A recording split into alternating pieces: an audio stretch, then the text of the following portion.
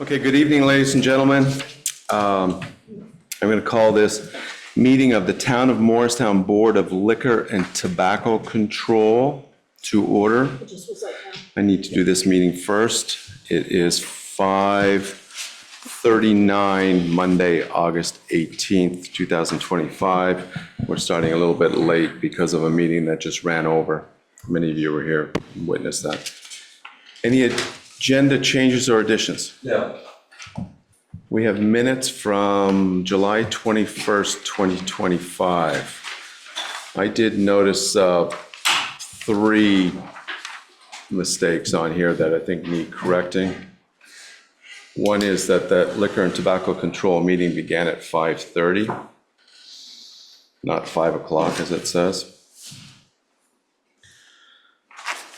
Also, it says that the minutes were approved at 5:47, just to make sure everything makes sense here.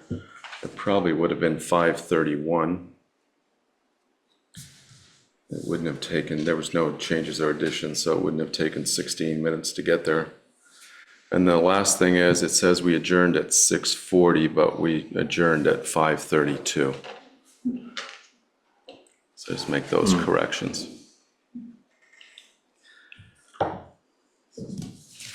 So with that, with those 3 changes, I'd entertain a motion. I'll move to approve the minutes of July 21, 2025 with the changes. I have a motion. Do I have a second? Second. So I have a motion by Richard and a second by George. I'll restate those changes. So hold on one second, if you don't mind. Can I explain? Yeah. So what you're looking at, Dawn, is you're looking at a tentative schedule of how the meeting operates. Okay. And Sarah just has not changed those times for the agenda. Okay. They're not the times associated with your meeting. Okay. So we don't need to worry about what time something, what the meeting starts. The start time should be accurate. And it should be the chair called the meeting to order at whatever 5:30. time. Yes. Yes, I will make the changes to future agendas so they line up a little bit better, but they're not always going to be accurate. Yeah, I actually looked at other minutes just to make sure that it wasn't something like that. And Yeah. the other minutes I had looked at quickly seemed to all, fall into line, so. So I have a motion by Richard and a second by George to approve the minutes. Any discussion? All those in favor of the motion as presented, please say aye. Aye. That would be unanimous. Okay, we have one application before us for Lost Nation Brewing. I'd entertain a motion. I'll move to approve the liquor license renewal for Lost Nation Brewery LLC at 87B Old Creamery Road for 3rd class. Thank you. I have a motion. Do I have a second? Second. I have a motion by Richard and a second by George. Any discussion? I assume Jason's fine with this? Chief Leno is fine with it. Great, thank you. Any further discussion? Okay, all those in favor of the motion as presented, please say aye. Aye. That would be unanimous. We have no tobacco license applications. We have no special event permits. I would entertain a motion to adjourn. I'll move to adjourn the Board of Liquor and Tobacco Control. Thank you. I have a motion. Do I have a second? Second. So a motion by Richard to adjourn, second by George.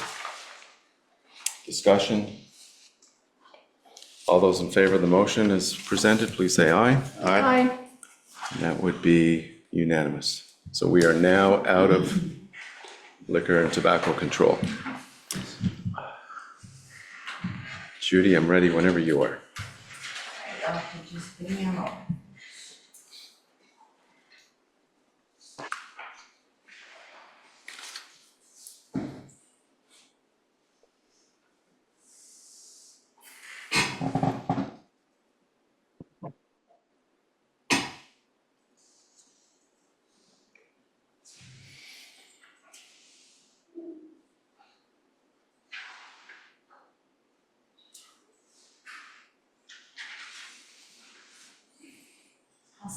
All set? Great.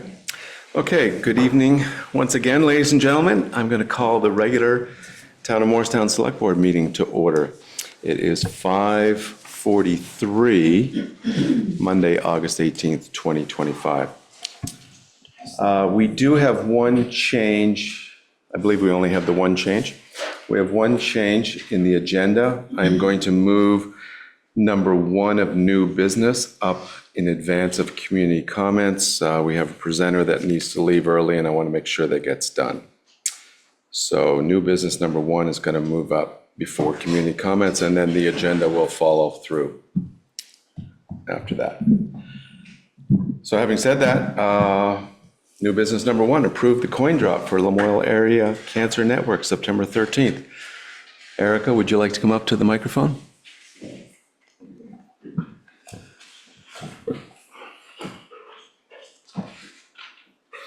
Hi, everybody.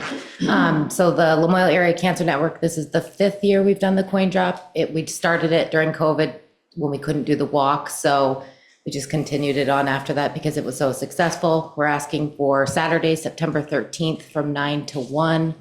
I think Tracy Patno has already run this by Chief Luno, and he's given it the green light as far as I'm aware.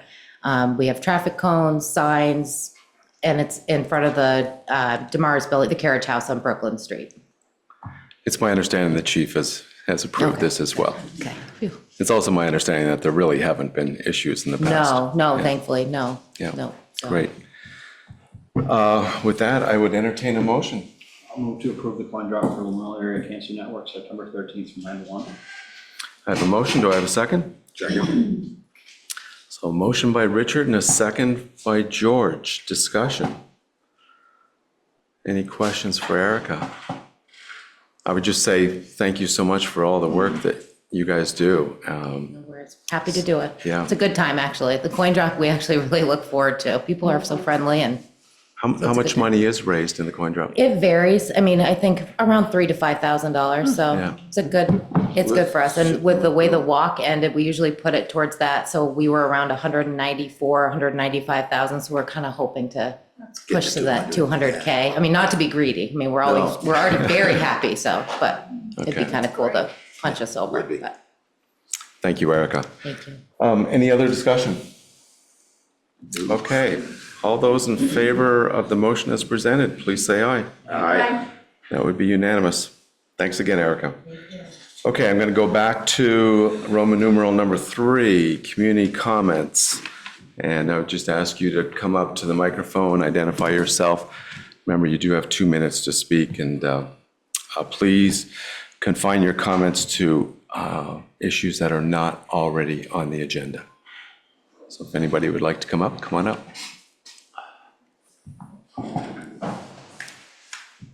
Evelyn Throne, Morrisville. Since I've moved here, I've noticed some things that, I would like to help make more beautiful. And one of them is certainly the Cumberland Farms property, the island, that goes around. It's in terrible shape. They do nothing to it. They throw some mulch there. It's just weeds and half-dead bushes, and the sign the kiosk there, the sign, the thing that holds the sign is falling apart. I have talked to corporate. They basically blew smoke my way and said, thank you for talking to me. I just wanted to put it out there. I'm starting to talk to Mac about it, the zoning officer, just to see if there's anything that we can do. But I'd like to just put it out to the public if anybody has any idea. Certainly we need permission to do some work there, and that's the sticky wicket. Although the town does own a small, possibly a foot, 12 to 18 inches of that island. So I don't know if that gives us skin in the game or it just makes things more difficult. So anyway, just We're not thinking. supposed to comment, but this is a zoning. It's in, there's permits, landscaping, just saying. They have a permit? Okay, Business permit, yeah. well, I hope that, All the permits that we issue yeah. have Yeah. landscaping requirements and Well, maintenance. they don't do much of anything, so. We should, Since she commented, I will also, and just say that I'm glad you're talking to Mac, and I live with somebody who's very interested in beautification of downtown as well, so, yeah, I think there's a number of people. Thank you. Anybody else? would like to make a comment? Let it go, bud. Anybody else in the room just first? I'll be online and just on Zoom in a second. Okay, seeing nobody. Yeah, who is that? Elsie Brennan? Yeah, can you identify yourself, Elsie? Elsie, are you trying to make a comment? Or were you talking to your dog? Okay. She just muted. Okay. Okay, I'm going to move on then if there's nothing else. Okay, number 2, set the fiscal year 25-26 municipal tax rate. I believe oh, thank you. I'm sorry, I missed that.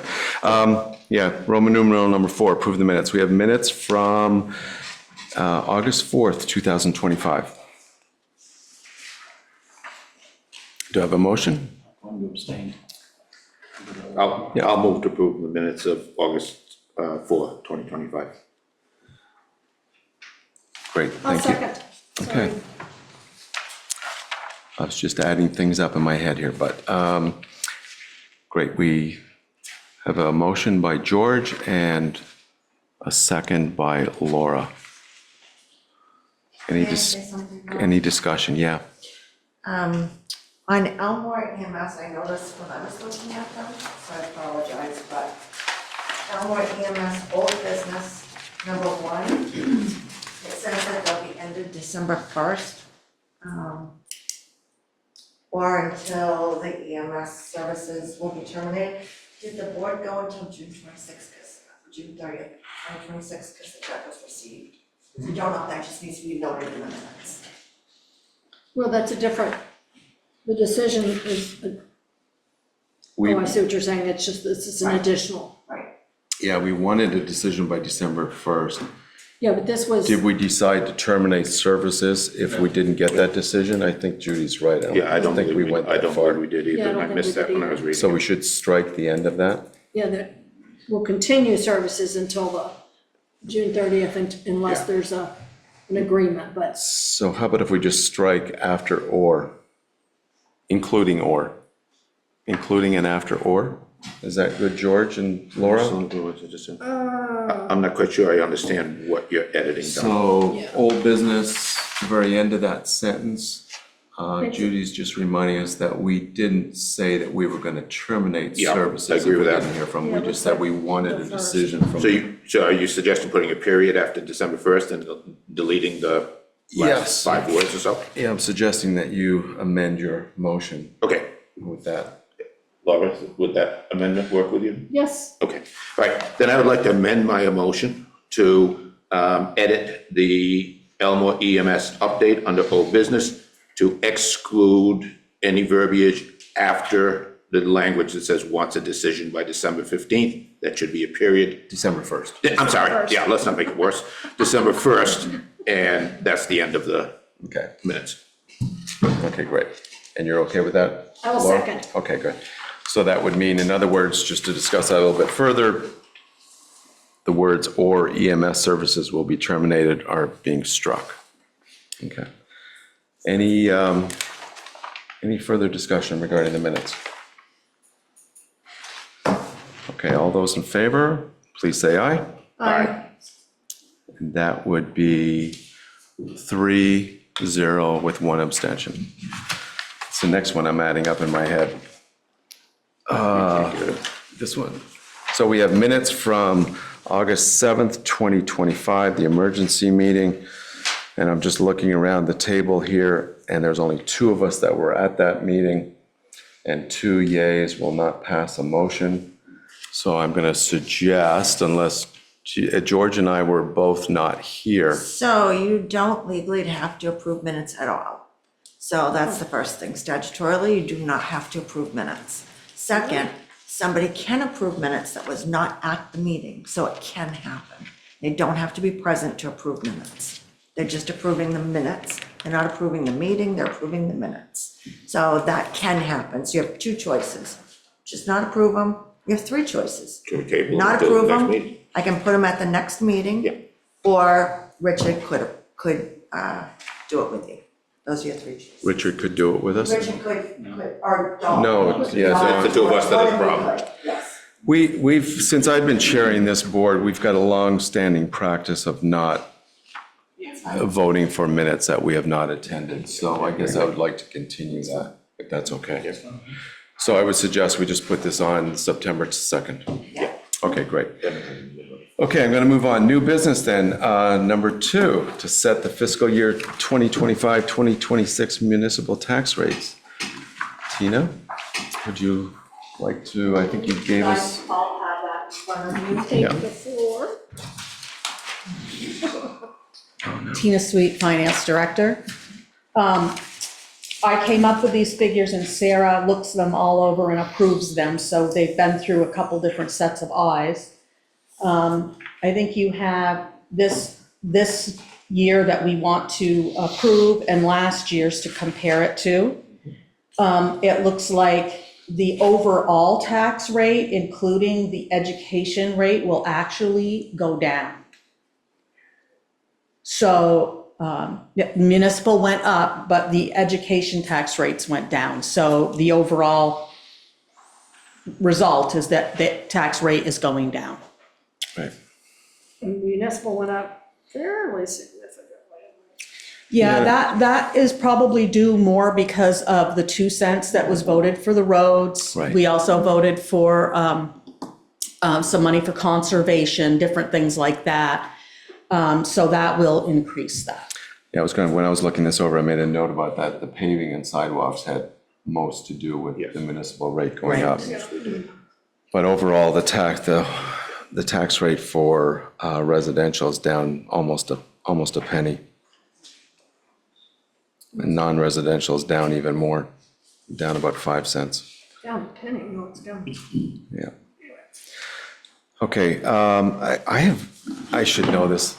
What's local agreement? Local agreement is the veterans exemption. Right, okay, thank you. Okay, I would entertain a motion. I move to set the fiscal year 25-26 municipal tax rate of 0.7413 cents. I have a motion, do I have a second? Second. So I have a motion by Richard and a second by George. Any further discussion? Please. I want to know what it was. I know. Okay. All those in favor of the motion as presented, please say aye. Aye. That would be unanimous.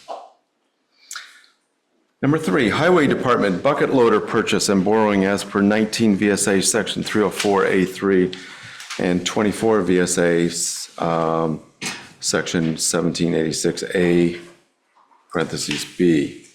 I think Jordan is here to present, and I think Tina and Brent are also here to present. Jordan St. Highway Superintendent. So we spoke during budget time. We removed it from the budget prior to publishing it, but we have a 20-year-old loader that has over 200,000 hours on it. That's akin to over 200,000 miles on a vehicle. We had scheduled to replace it, but trying to knock the budget down, we removed it, hoping to get another year out of this loader. In working condition, that loader is valued at around $20,000 to $25,000, and it has since gone down on us. It is broken, and the repair estimate is at $36,600. So it's effectively totaled. It needs more repairs than it's worth, and the value as it sits is around $10,000 to $12,000 in scrap or trade. The loader that we planned to replace it with before we removed it from the budget was a similar size loader, and the cost of that with the trade-in was gonna be about $263,000. Without the trade, it was around $288,000. Obviously, now that the loader has fallen into the condition it is, we don't no longer have that trade value in it. So in order to keep the cost down and still get a replacement, I priced out some new loaders that are one size class lower and without the attachment, so we hope to get with that one. And that reduced the price by quite a bit. So the 3 prices we have are a case loader for $199,000, a cat loader for $192,000, and a John Deere for $195,000. In pricing all these machines out, I did find a pretty rare opportunity. That is a 2023 John Deere 524 loader. This is, again, one size smaller than what we originally planned. It is used, but like new, with less than 300 hours on it. It was part of the demo rental fleet at the dealership. So as a result, it dropped the price significantly. It's used, but it still comes with a 6-year, 5,000 hour warranty. And every manufacturer has a different coupling system on it. This is a John Deere, but it actually has a Volvo coupler on it, which is the same as the loader that we have in the village. So this particular loader would increase our flexibility and our use of attachments. It also comes with forks at no cost, which was one of the attachments that we wanted to buy originally. And we could get a broom added to it for $16,000, which would bring the total price to $197,000, which is still $66,000 less than what we had planned as a replacement. I'm sorry, John, the 197 includes the 16,000 for the room, or does not? Correct, it does. It does, okay. Thank you. So it'd be everything that we had wanted prior, it's just one class size smaller. I don't think that'll be an issue for us. Sounds like there was good reason to put a loader into the budget last year, but Yeah, we rolled the dice and kind tried of to get. found out the hard way, yeah. So, Chair, Brett. just to clarify, we didn't remove it totally. We moved it a year down the road for the capital plan. So Tina's here to discuss about the impact to the capital plan. Before she does, I just want to let you know that I found statute that allows for financing on equipment that's used for roads, et cetera, that allows the select board to approve and authorize financing of 5 years or less. And those are the statutes that were referenced. I can read VLCT's response, my question and their response if you'd like, but this is something, because it has to do with roadway maintenance and construction, that does not require a town vote, and the select board can vote on it. Great. Thank you for that, Brent. Tina, would you like to speak to the budget implications? I'm gonna move the mic over here because it's not, for some reason, folks are not getting caught tonight. So we're just moving it over here. I think that you all have this piece of paper in front of you. Yep. This is the Highway Capital Equipment Fund, the fund that we put 1 cent on the tax rate into every year. And as you can see, the yellow year is the year that we're in, and that's highlighted. If we were to take $100,000 out of that capital equipment fund this year, it would still leave $120,000 in there towards next year, which would go towards the backhoe and the grader and the tandem. So it won't adversely affect our purchasing stuff in the future, as you can see by this. I worked up what I think will be a good idea because it does not have anything to do with our operating budget. If we were to use that $100,000 out of that, we could put $70,000 down on the vehicle so that we would finance less. And then we would still be able to pay the November and May payments, and that would be about $100,000, according to what my calculation is for, an amortization schedule and financing and whatnot. So this will not impact our operating or the tax rate at all. So I think this is the best option that you have because it's obvious we have to do something. We're just moving it ahead a year than was planned, but it's not going to adversely affect anything. I think, as I believe it was Jordan said, we don't need to go to the taxpayers next year and ask for a loader either if we get this one this year. Right. Yeah, okay, great. I'm sorry. Yeah, go ahead, George. Tina, can you go back? So assuming everything you said, we do, the $17,000. Yeah. What then is the cash on hand, and everything is perfect in the numbers, and we know that's not gonna happen, but Right. when reality hits, what's the cash on hand July 1 for 26, 27? We would assume it would be $120,586. if you look at the proposed budget, Yep. 26, 27. And then that 116,000 that you see Yep. is assuming that another 1 cent on the Yep. tax rate is approved, and that's this year's. It will go up slightly next year probably because Oh, I of see. grand list. I see, you got it in there. Okay, I got it. I just picked up that you put in the case loader right here. Okay, Okay. yep, I got it. Thank you. That's the piece I was Hey missing. guys, I'm so sorry to interject. This is John Gibson from Woods CRW. We're the Volvo dealer. Unfortunately, our sales manager was on vacation, so we submitted our bid today. I'm not sure if Jordan saw it. But we do have a used loader that would be 170, 659.50. And that loader is actually slightly larger than the used John Deere, so it'll be closer in size to the current machine. More options. I'm looking at Jordan, so you didn't know about this till now? We sent it right before 5 o'clock. It was right to the wire. We're in the hearing. Pardon me? We were in the hearing. Right. Yeah, we were, John, we were in a previous meeting right up till, well, past 5:30, actually. So do we need to table this and look at this, or can we, Well, there's a resolution that's been written. If you're comfortable with all this, after you have any further questions, you could amend the resolution to rely on Jordan to make the assessment of which machinery is the best machinery, the best price. I wouldn't want to be making that assessment. And then part of the resolution that, why am I using that lately? Motion that was drafted was to give the town clerk and treasurer the authority to go out for bids, and for her and I to review the bids, and for myself to make the best selection based upon the financial package. Because we don't, there's some ramifications if we're down this loader, especially going into the winter season. Well, I think we would be looking to Jordan to help us with any final decisions anyways and make a recommendation to us.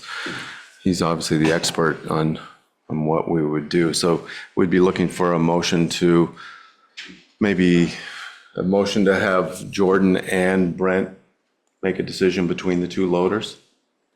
Is that what? Well, there's you suggest? multiple quotes, but to make, yeah, So make the final this doesn't decision? represent all the bids that we've received, or does this represent all? We're I clearly mean, still receiving Right, bids, right, so, yeah. Yeah. That was the question, one of the Yeah. questions I was gonna have, because yeah, there's so. 3 John Deeres in the case, and that's, Here you got 2 John Deeres. oh, a cat, I'm sorry, A cat. sorry, the cat. Right. Yeah, now this is a Volvo, right? This is a Volvo that's being added to the next. George?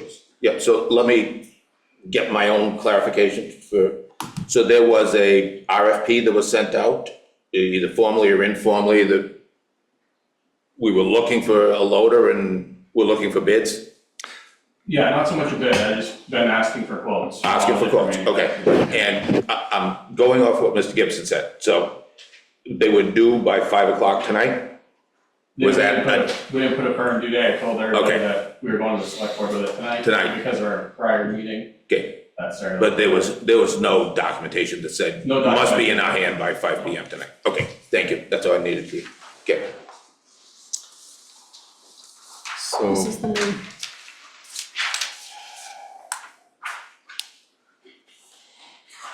Well, I guess I would say that if we can survive without a loader for a couple of weeks, and obviously a couple of weeks before we take action, not a couple of weeks, but these loaders are probably all ready to go once we could get the financing straightened out.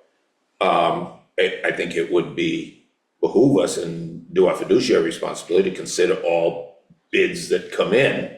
This gentleman certainly is submitting one, and since there was not a hard deadline for submission, I don't see why we wouldn't consider it and let Jordan and Brent evaluate all the bids that are here and then bring the best bid forward, and if we want to authorize them to do that, I'm very comfortable with that, and then we can deal with the financing afterwards. But I think to dismiss a bid that is, unless, and I don't want to put you in a position where you're just saying this is a bid we're not interested in. If we're possibly interested in this bid, I think we should hear it. and it's potentially saving the town $20,000, it looks like. I believe Mr. Gibson said 20. Without the broom attachment, the John Deere that I had cited, it was 180,000 without the broom. So what's that mean for you waiting 2 weeks? 2 weeks won't be huge. I mean, the big issue with it is this is a used loader that's for sale and they go pretty quick. So if we have to table it, go back, come back, get bids, come back again, there's potential that the used will be sold and we'll be looking at new.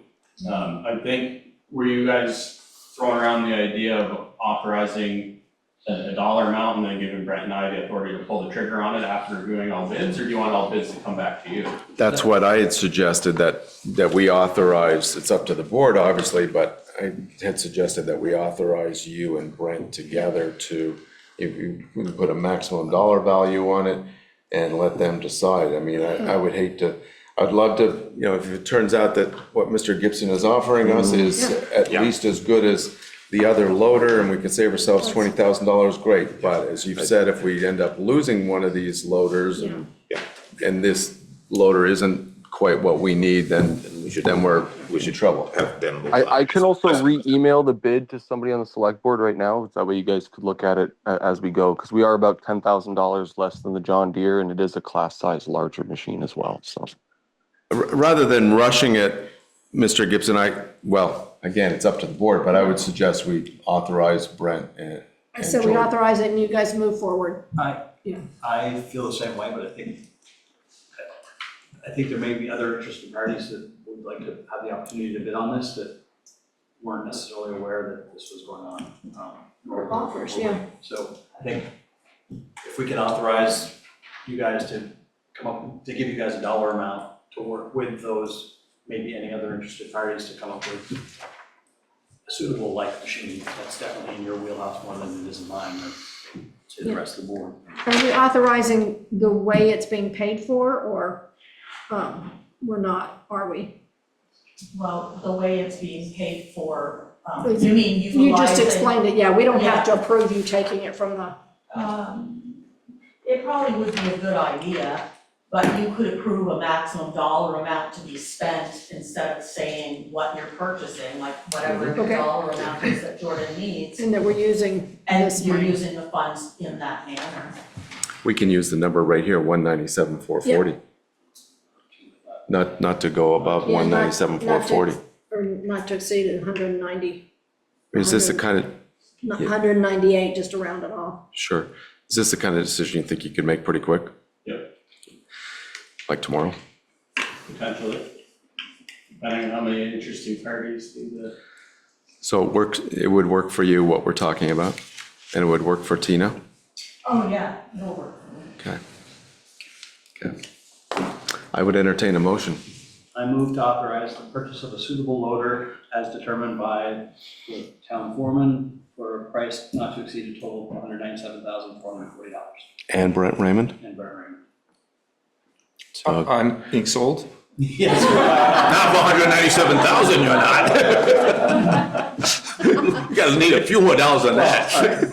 Would you like me to restate that? yeah, why don't you I restate move to that? authorize the purchase of a suitable loader as determined by Jordan St. Ange and Brett Raymond for a total price not to exceed $197,440.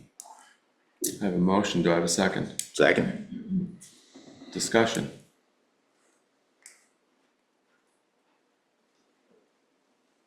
I have one hand in the audience, come on up. Again, please identify yourself. Sure.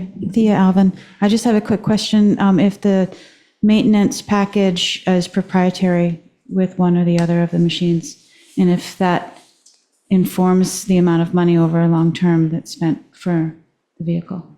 Oh, good question. Yeah. Is it John Deere? Sounds like that was already taken into account. It was a very good question. I Yeah. believe it refers to the right to repair, Right, which is a big lawsuit going on, and Yeah. John Deere, as well as other manufacturers, are being forced to allow others to repair them. From my understanding, but I'll double check, that's a great, I thought great it thing got to look into. canceled. Yeah, I thought it didn't go through, but you think the right to repair did go through? I thought it did, but I'll double check, it's a great thing to know. Thank you, Thea. Any other discussion? Okay, all those in favor of the motion as presented, please say aye. Aye. That would be unanimous. Thank you very much. Thank you. Yes, Tina as well for doing that. Do you want to vote on how the money is Well, whatever, it doesn't matter. Okay. Was that part of the original motion? Well, yeah, part of the original motion said exactly where the money was coming from and how long you were financing it for, all that. Oh, I see. Probably That's- very important. Yeah, I see it.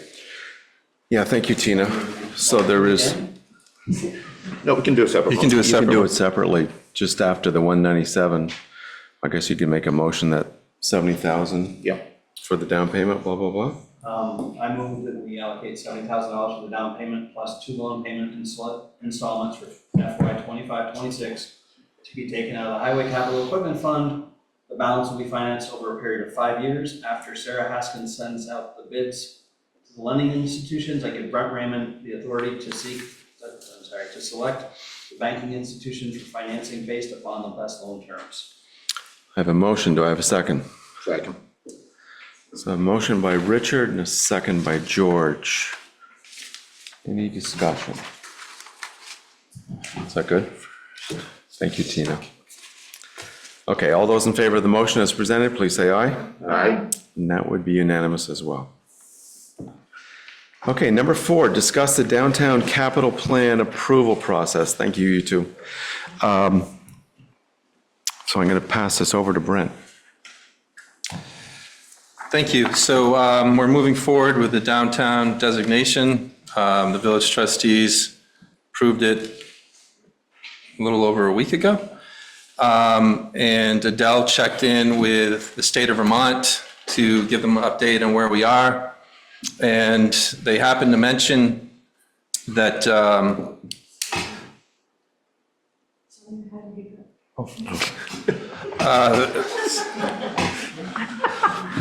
they happened to mention that there's not only a requirement for us to develop a capital plan specific for the downtown designation, but it needs to follow a statutory process. So wanted to let you all know that we are working on a capital plan, and we'll be presenting that to you September 2nd. I can actually forward it to the select board beforehand for review.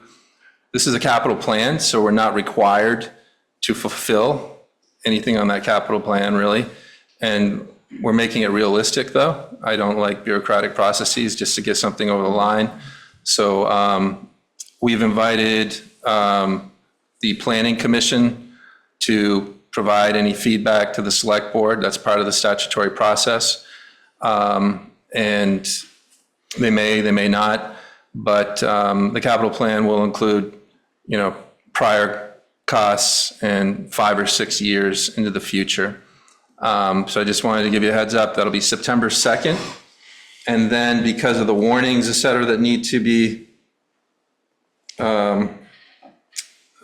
advertised, we would have to set a date of originally September 26th or September 29th, because we have to submit the first Monday of October. But there's going to be a couple of select board members out that I already know of, so we could push it out as far as September 30th to October 2nd to be able to get it finalized through the statutory process and be able to submit it by the deadline of October 6th to the downtown designation committee. So we would need a special select board meeting? Is that what you're saying? Yes. So you said from the 30th to the 2nd, I wouldn't be wise to go to the 2nd. Let's not choose the last possible day. I'm one of those people who will not be here on the 29th, but I'll be here on the 30th.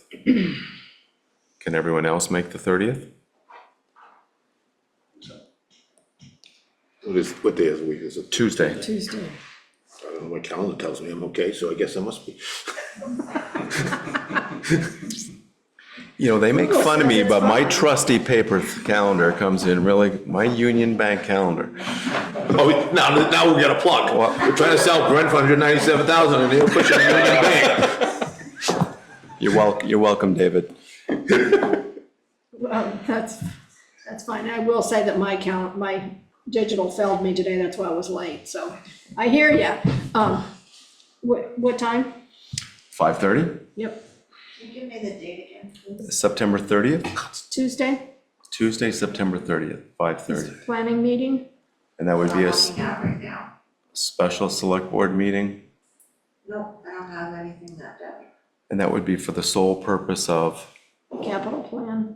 approving the capital plan? Is that what we're? You're going to be, on September 2nd, approving a draft plan to be submitted as per statute and shared with the public, town clerk, treasurer, and the planning commission. And then if you all agree to the 30th, it would be approved. And then with that approved capital plan, we would submit it on October 6th. Okay. Yeah. It'll be a public hearing as per the statutes, just so you know. The 30th and the 2nd? Well, the 2nd already, but the 30th. The 30th is a public hearing. 30th is a public hearing. Okay.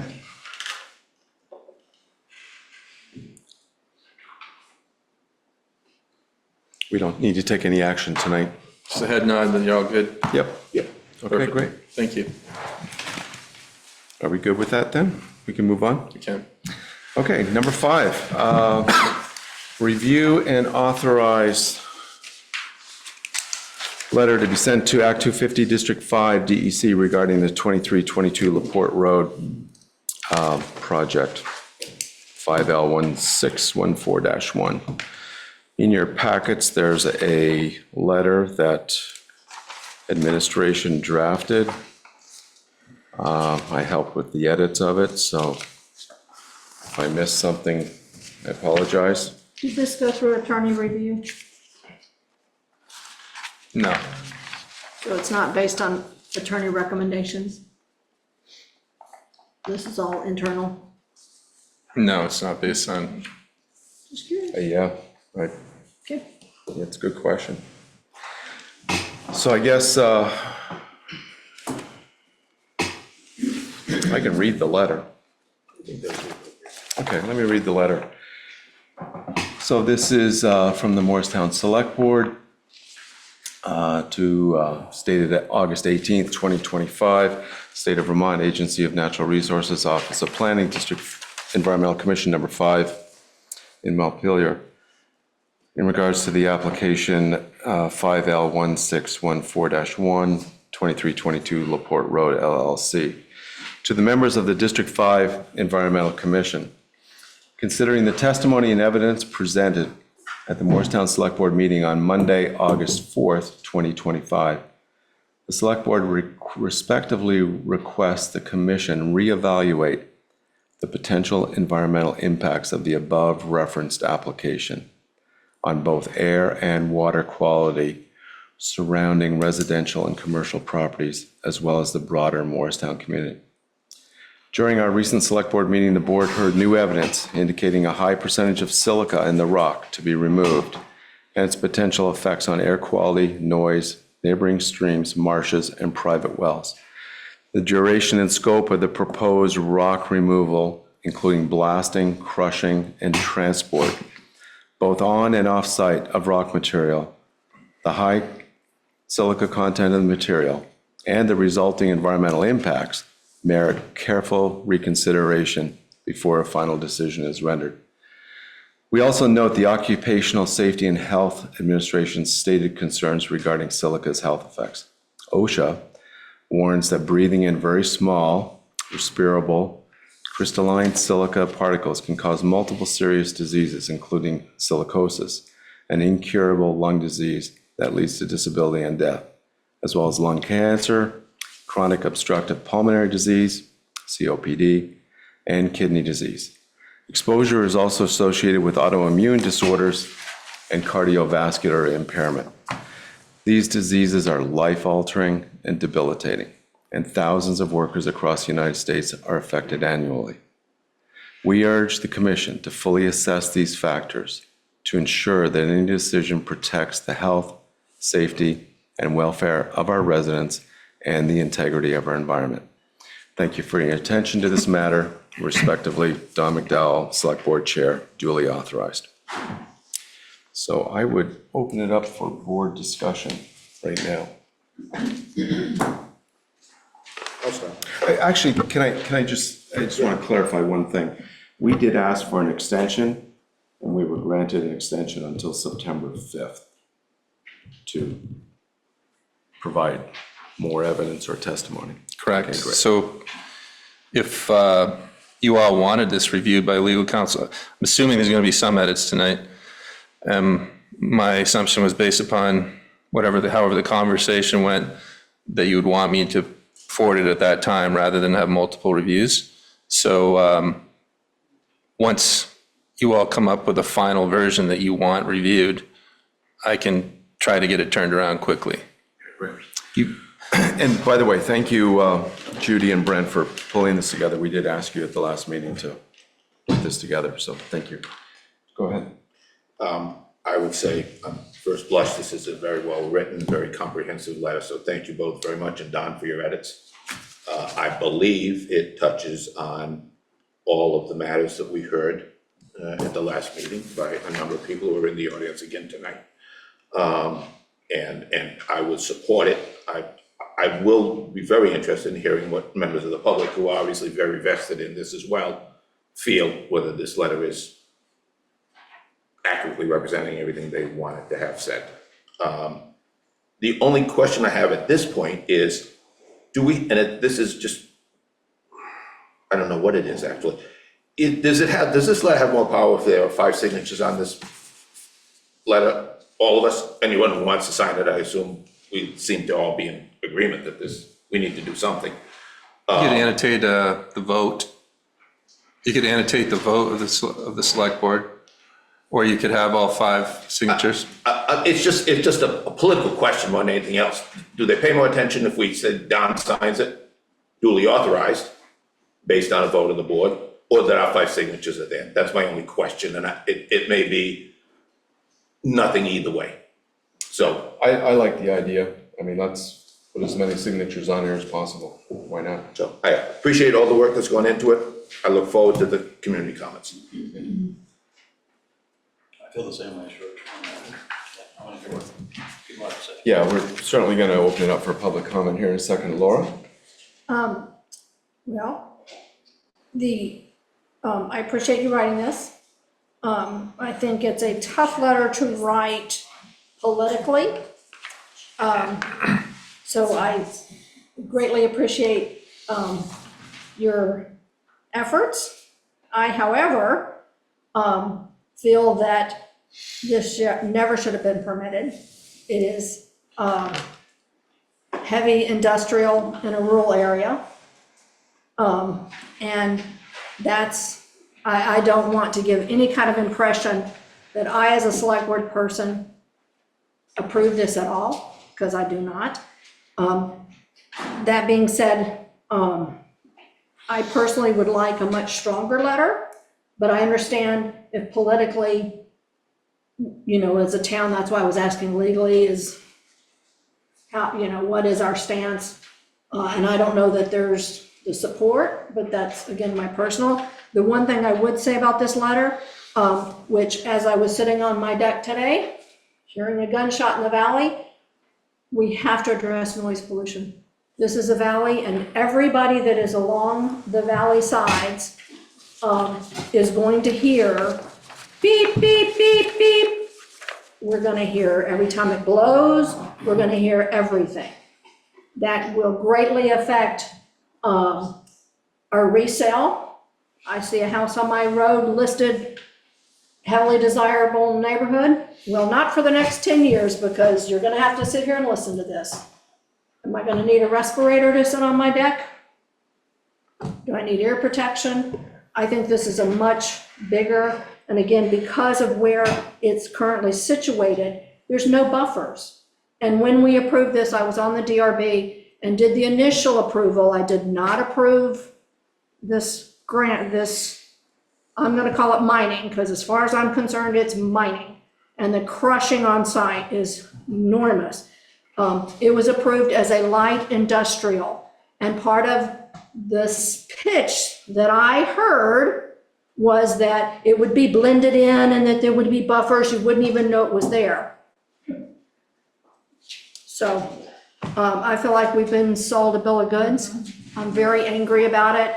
I have concerns about lawsuits. I see a huge class action and I would probably join it because I feel like this is going to greatly impair my benefit. I hear the planes coming in and out. I would think that Stowe should be involved. Who wants to fly in $1 million Lear jet and come back to it and find that it's covered in fine silica dust? I mean, really? You know, and so I think there's huge ramifications to this. Again, so I question, I know we're afraid of lawsuits, but I'd be much more afraid of a class action than, you know, and the way I see it, we run the risk of, you know, if my quality of life is greatly impacted and I cannot sell my house, I'm coming in and I'm gonna demand a reevaluation of my house, which I suspect anybody that's in there.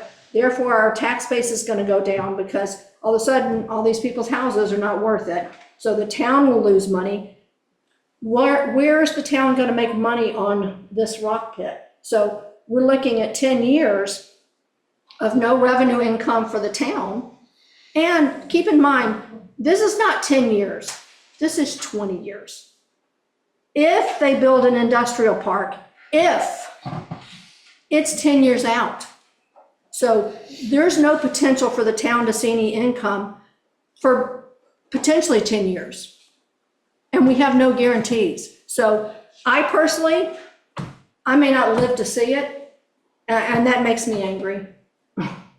So again, I'm torn. I understand, you know, I would not begin to consider this without a very strong noise pollution, because I know that's Act 250. But I would highly recommend we take a much stronger approach. And again, from my standpoint, is that to make the point that this is absolutely not acceptable to Morristown.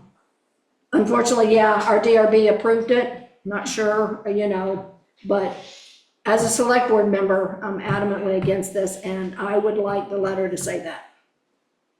But it's majority rules, so. Okay. Thank you, Laura. Any other comments from the public?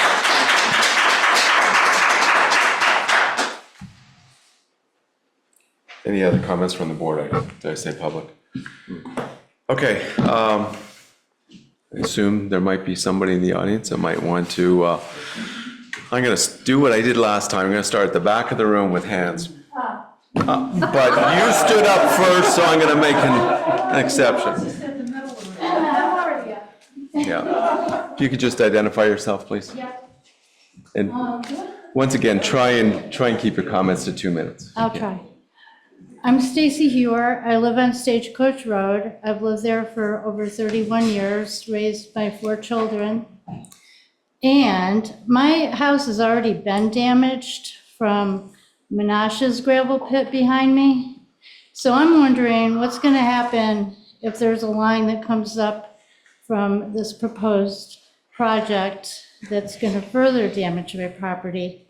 The other issue is the water, because I was sent a letter a couple years ago now, I think, or a year ago, and they wanted to monitor my well to see if when they were going to test their first well, only the first one, I don't know how many they're proposing.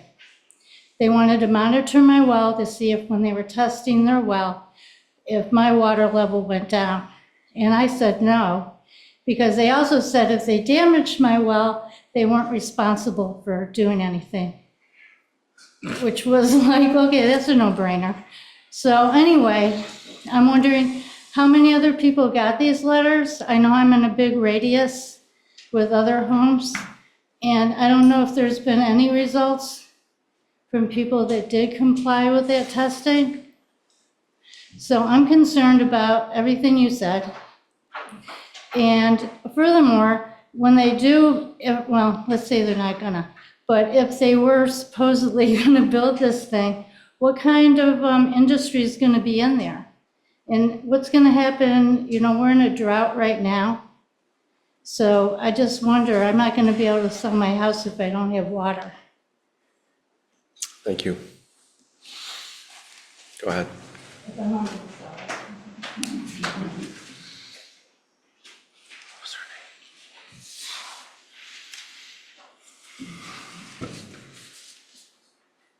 Good evening, Bob Bortry. I'd like to thank the Select Board for recognizing the situation that we're in. I appreciate the letter that was put together. However, I strongly agree with Laura that this in no way is other than a slap on the hand for the developer. If they approve this and put stipulations on it, does anyone in this room think that that's going to work? Absolutely not. I feel that the part of that proposal that is the quarry part should be stripped out of there. It should have been, the DRB did not do it. I, to this day, do not understand why. It is clearly in violation of the town plan, and everywhere you look, it's in violation. This is wrong for our community. It's wrong for our citizens. It's wrong for our environment. It's wrong for the health of our citizens. I want a strong letter, and I would like it to say that that part of their development should be stripped from being able to function as a quarry or a gravel pit or whatever they want to call it. And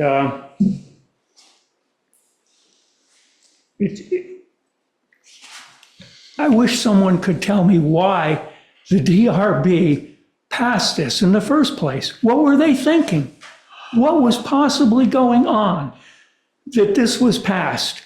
Didn't anybody stand up of 12 members and say, hey, wait a minute, this doesn't conform to the town plan. Hey, wait a minute, what are we doing here? Maybe we should wait till we have some more evidence about the consequences of doing this. For the life of me, I have asked this question numerous times and I have not gotten an answer, and it's quite discouraging to say the least. Thank you. Thanks, Bob.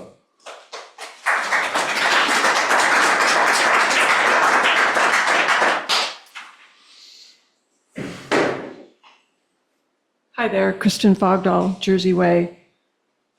I just first want to reiterate thanks, like Bob said, that I do think this letter will carry some weight with the commission. It's not every day that they get a town weighing in. And like Laura, I also recognize the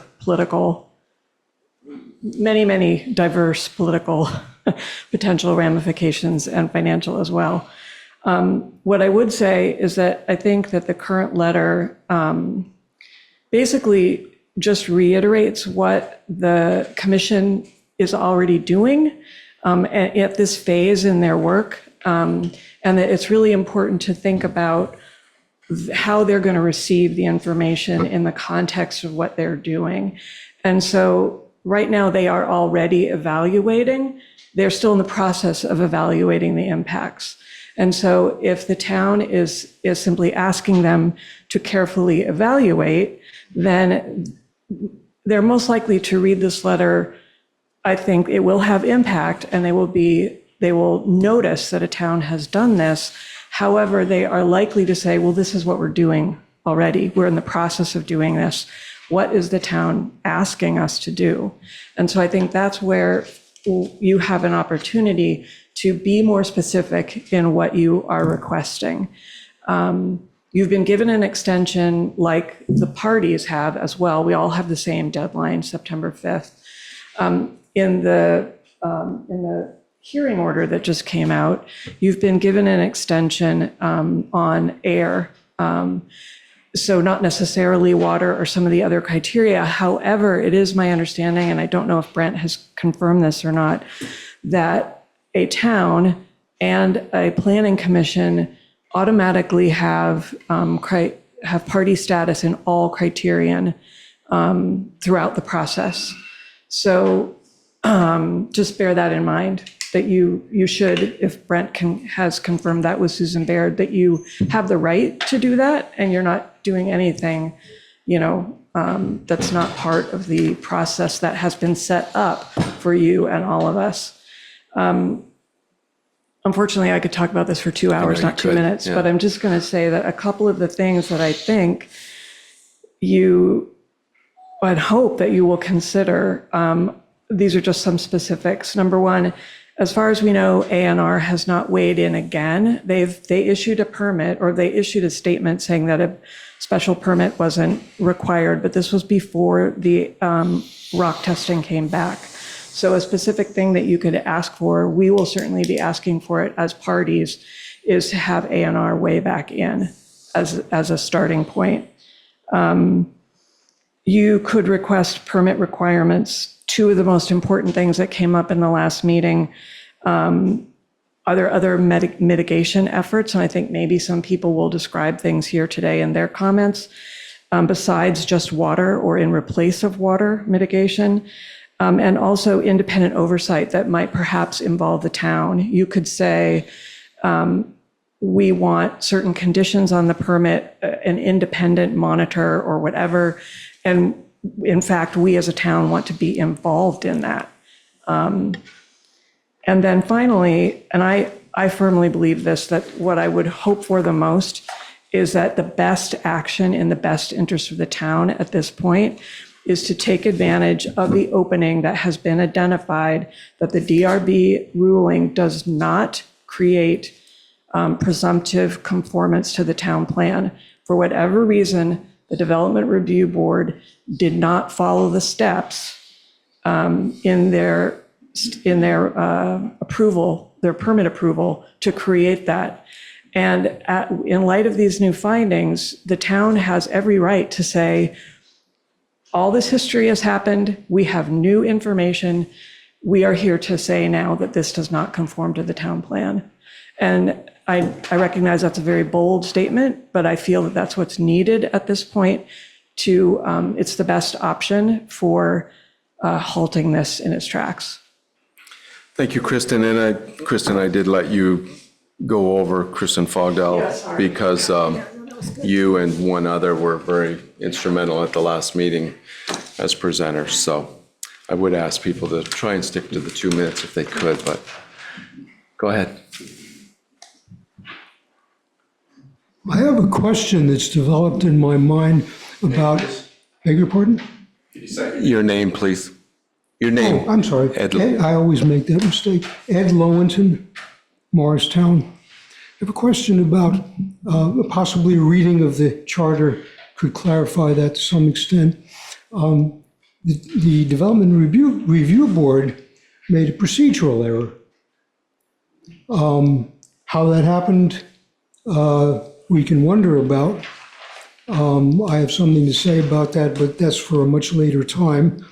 Does the Select Board, whom we elect, this is the citizens' only input to how power is used or by whom in the town, the Select Board, if I understand it correctly, appoints the ancillary board members. Can you simply point out their error to them and say, you guys made a mistake. Please fix this, call a special meeting in time for us to put it into our letter to ANR or Act 250 people, so we can do this promptly. So we are at least pointing out that the permitting of the mining process violates the town rules, violates zoning rules, and our review board made a mistake. And now here's why it's so harmful, entirely aside from the fact that it's a board error. And could you guys please reverse it? Do you have the authority to direct a reversal of a decision? It's a very good question, Ed. I don't know right now. Wouldn't that be worth checking on? Shouldn't be too hard. Yes, yeah. Thank you very much, Ed. Anybody else? I have one hand on the screen, but I'm going to let people in the audience come up first. Go ahead. Thea, you can go next.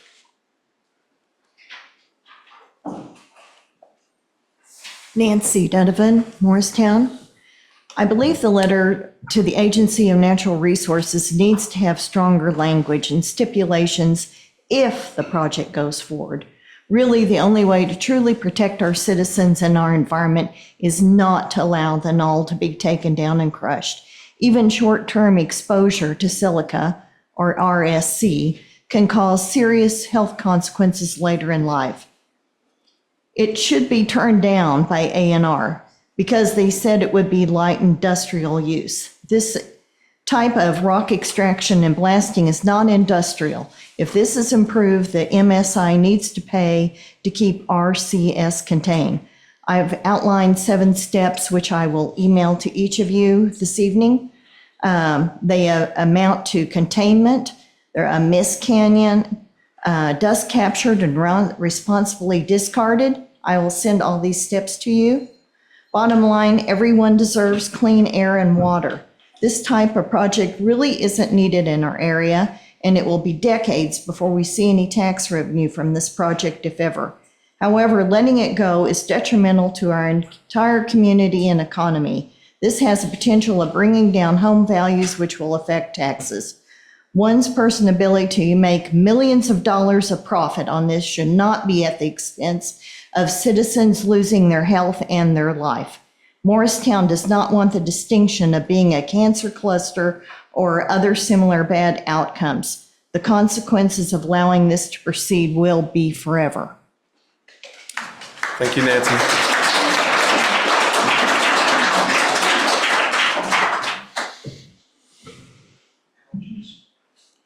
Hi, Thea Alvin, LaPorte Road, Morrisville. I wanted to briefly address the questions earlier of the water testing, the well testing. 64 people in a 2,000-foot radius from well 1 were offered well pressure testing. 17 of 64 submitted to that test. I have a question for the board that I don't know the answer to. It's kind of been phrased here tonight, but does the silica finding offer any kind of grounds for a reversal or a relook at the original DRB decision? Because it was undisclosed information. It was information that they didn't know, but as undisclosed, it is our duty to know. So does that offer us, now that we do know, a relook at that info, at that decision? When Kristen and I received, and others received, the July 7th data dump on the website, on the the Act 250 database website, we limited the scope of what we were asking of the select board to air and noise, because we specifically were looking at the silica content. As statutory parties, you have the ability to speak to all 10 criteria. And so we limited our ask to a very specific conversation to have with you regarding the silica. That doesn't prevent you all from having a broader scope in what you're able to look at. Bringing up the town plan. Criteria 10 in the 10 criteria that we can address is, does this conform to the town plan? And you have an opportunity to say in this letter, this does not conform to our town plan. It's pretty simple, and that would stop the thing. And then the 5th point that I just wrote down based on information about the jobs, the scope of the jobs that this will bring to our community and the amount of income and revenue. I would draw your attention to the superintendent of schools notice in the information packet to the database. He said there would be no impact on our schools. There would be no impact from all of these jobs. There are 1,891 jobs offered in the industrial park. Of those jobs, there would be zero impact to our community because none of the employees of that park would be residents of our community. And that's from your superintendent of schools. So I think it's really important to know that these aren't jobs for Morrisville residents. Thank you. Thank you, Theo. And I did let Theo run over there a little bit. Anybody else? Yeah. I see the two hands online. I'm just going to continue with the audience in the room for a few minutes. Jerry Throne. I agree with everything that everybody said here. And I feel strongly that the letter needs to be stronger and more directive. You've heard all those comments. What I'll concentrate on with the 2 minutes I have is that, first of all, there's only 3 properties that would be affected by the removal of the rock. So I mean, that means 26 properties, parcels, 26 of these industrial buildings could still be built.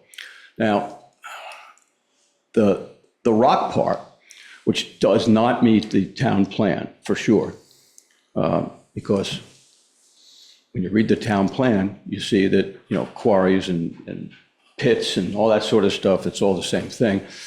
It's not planned for that. And the reason is because it can affect the neighbors. So there are things that, should the commission decide, well, they're going to approve the plan for some reason, hopefully they won't, there are mitigation efforts that can be put into place. And quite frankly, the best mitigation efforts is something that I'm sure MSI won't want, but that is building a bag house to capture all the dust rather than using water. They also have something that I checked that's fairly new, misting cannons, which can not only help the crushing area and the stockpiling, but also when they do the blasting and the drilling. So just in general, there are better mitigation things that can be done than what the applicant has proposed. So I would urge you to point that out. Thank you, Jerry. Next, yeah.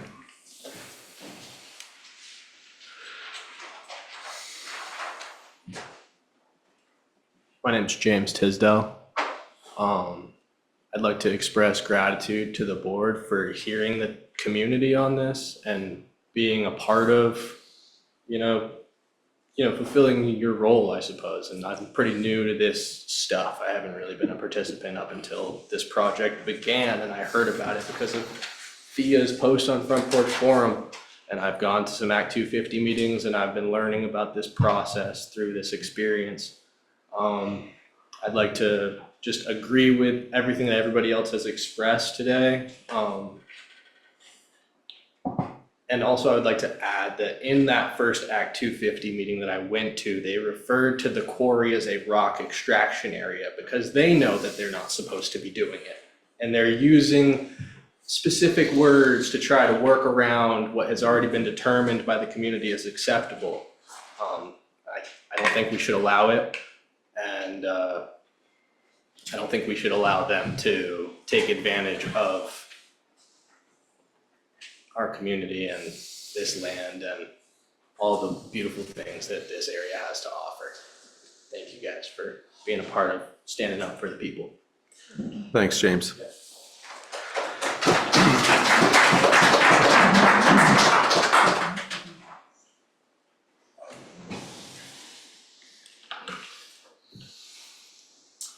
Evelyn Throne, Morrisville. I also want to thank you. I'm not sure that all select boards would take this much time. I'm also pretty sure that not too many subjects are going to raise this kind of concern. So I think that I would like every one of the issues laid out in a letter.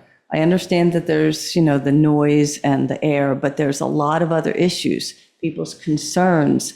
There's obviously with the air that it's been pointed out, the immune system can be affected by breathing it in. But noise pollution definitely has been shown to impair children's learning, your ability to heal, your ability to be not depressed. It can cause a lot of problems. Noise pollution is totally underrated in what it can do.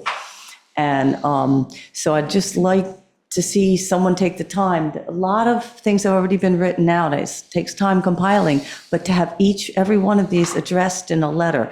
I understand that you might not have the final answer, but there's a lot of very upset people. And I think it's probably the tip of the iceberg, what we see here. And I think that that could also be included more strongly in the letter, that people are really quite upset about this. So I'd like to see that. That may not be one of the 10 criteria for a project, but it's quite important. Thank you, Evelyn.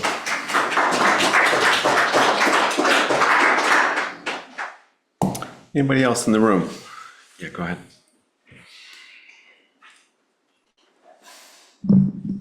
Luke Celentano, Giltz Road. I just want to say thank you again to everybody, and your stance against this. Silicosis is a nasty, nasty thing. It's, I've seen some people die from it. It is an ugly, atrocious thing. The fact that the developer is still trying to push this raises a lot of ethical concerns for me. But you know, like a lot of people said, there's mistakes made at the beginning process of this, and new information brought to light. You know, I know you guys are working hard, but if there's anything and everything you guys can do, please keep doing it. People will get sick from this. Thank you for all you're doing and continue to do. Luke? Thanks, Luke. Can you state your last name, please? Celentano. Salentano? Yeah. Thank you. Anybody else? Okay, online, Jane. Go ahead, Jane. Can you hear me? Yes, we can. Jane Campbell, Campbell Road. I guess I'm mostly at this point echoing a lot of other people. It's a really well-written letter. Whoever wrote it, thank you. And thank you, Select Board, for letting all this participation happen. I, too, would like to see the letter much more strongly worded. I would, if we can stop this at all, that would be great. The tone of the letter to me right now sounds like, you'll probably go ahead with it. We'd like you to make sure and, put in some mitigation procedures. I also would love to have you include in the letter the fact that it does not conform with the town plan. I think that's a really strong point. And then if we could say, if you decide to go ahead, despite the fact that the town is against it, some of the mitigation procedures that Kristen, I think, said, I thought those sounded good.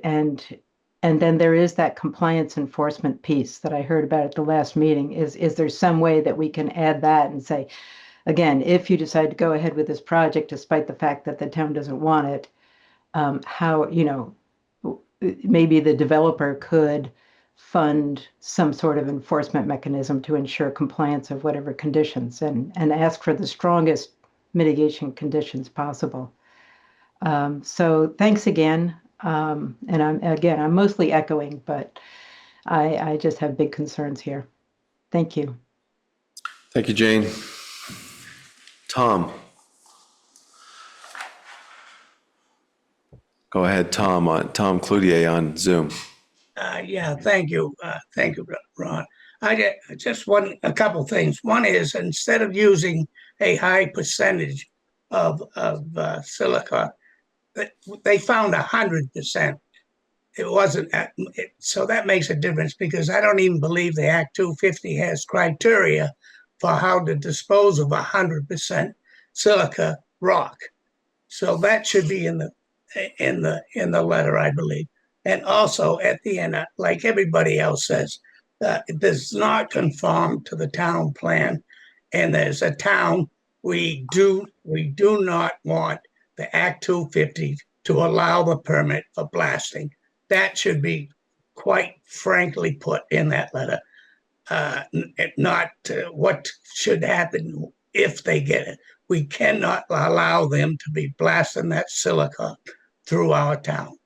Thank you for letting us all speak our piece. Appreciate it. Thank you, Tom.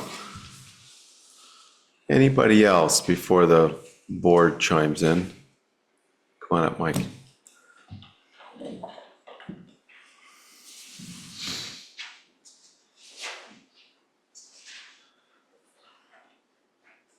Mike Bourne, Mooresville. Just want you guys to be aware, and everybody else who lives out on Golf Course Road or Cochrane Road, there's a quarry there already. It's been grandfathered in, it's been there for a long time. And we have the unfortunate, where I live, it kind of funnels towards my house. So when their equipment is running, tailgates are slamming on dump trucks because that's what they do to unload them. Rock crushing, the blast is bad, but the crushing or breaking the stone up small enough so they can put it into the crusher is really, really loud. You can hear it in my house. And I still haven't heard anything back on one meeting I spoke with the man, Maine Welling and Drilling, about, why don't they have to do alarms anymore? Why don't they have to notify the neighborhood? And he said, we'll get back to you. Well, they never got back to us. And so they're still, the only time I know they're gonna blast is the trucks are parked at the corner of Golf Course and Cochrane. The only time we know. And if we aren't paying attention, it kind of scares you, and freaks our cat out, which is really kind of silly to say, but it really does. The cat puffs up like he's being attacked. So I just want people to realize there's more than the dust. The noise alone, I'm 1,000 feet from it, and you can hear it clearly as day. So if anybody sits here and thinks, oh, we're 500 feet away, you're fine. We're gonna put a little berm in front of you, you're fine. They're mistaken, heavily mistaken. I mean, I'm kind of used to, I've been there 30 years, we're used to it. But we're also 1,000 feet away or farther. So just that anybody who's anywhere near there, yeah, they're not gonna have a quality of life during the day. And they actually said, I know the select board, I don't know if you guys did or the state of Vermont did, put a time when they could start and when they could end. So that was done on the Percy pit. They couldn't start, I don't believe, before 7, and it used to be 3:30, I believe, so the kids, when they get out of school, don't have trucks going by. There's the trailer park out there. So, I mean, I don't know what can be done or can't be done, but just be prepared. The noise is gonna be there. Thanks, Mike. Thank you.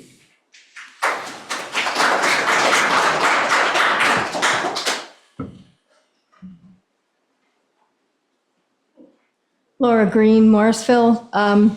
What he was saying just triggered my thought that I've thought all along. It's probably been mentioned. I haven't listened in on the previous hearings, but what is this?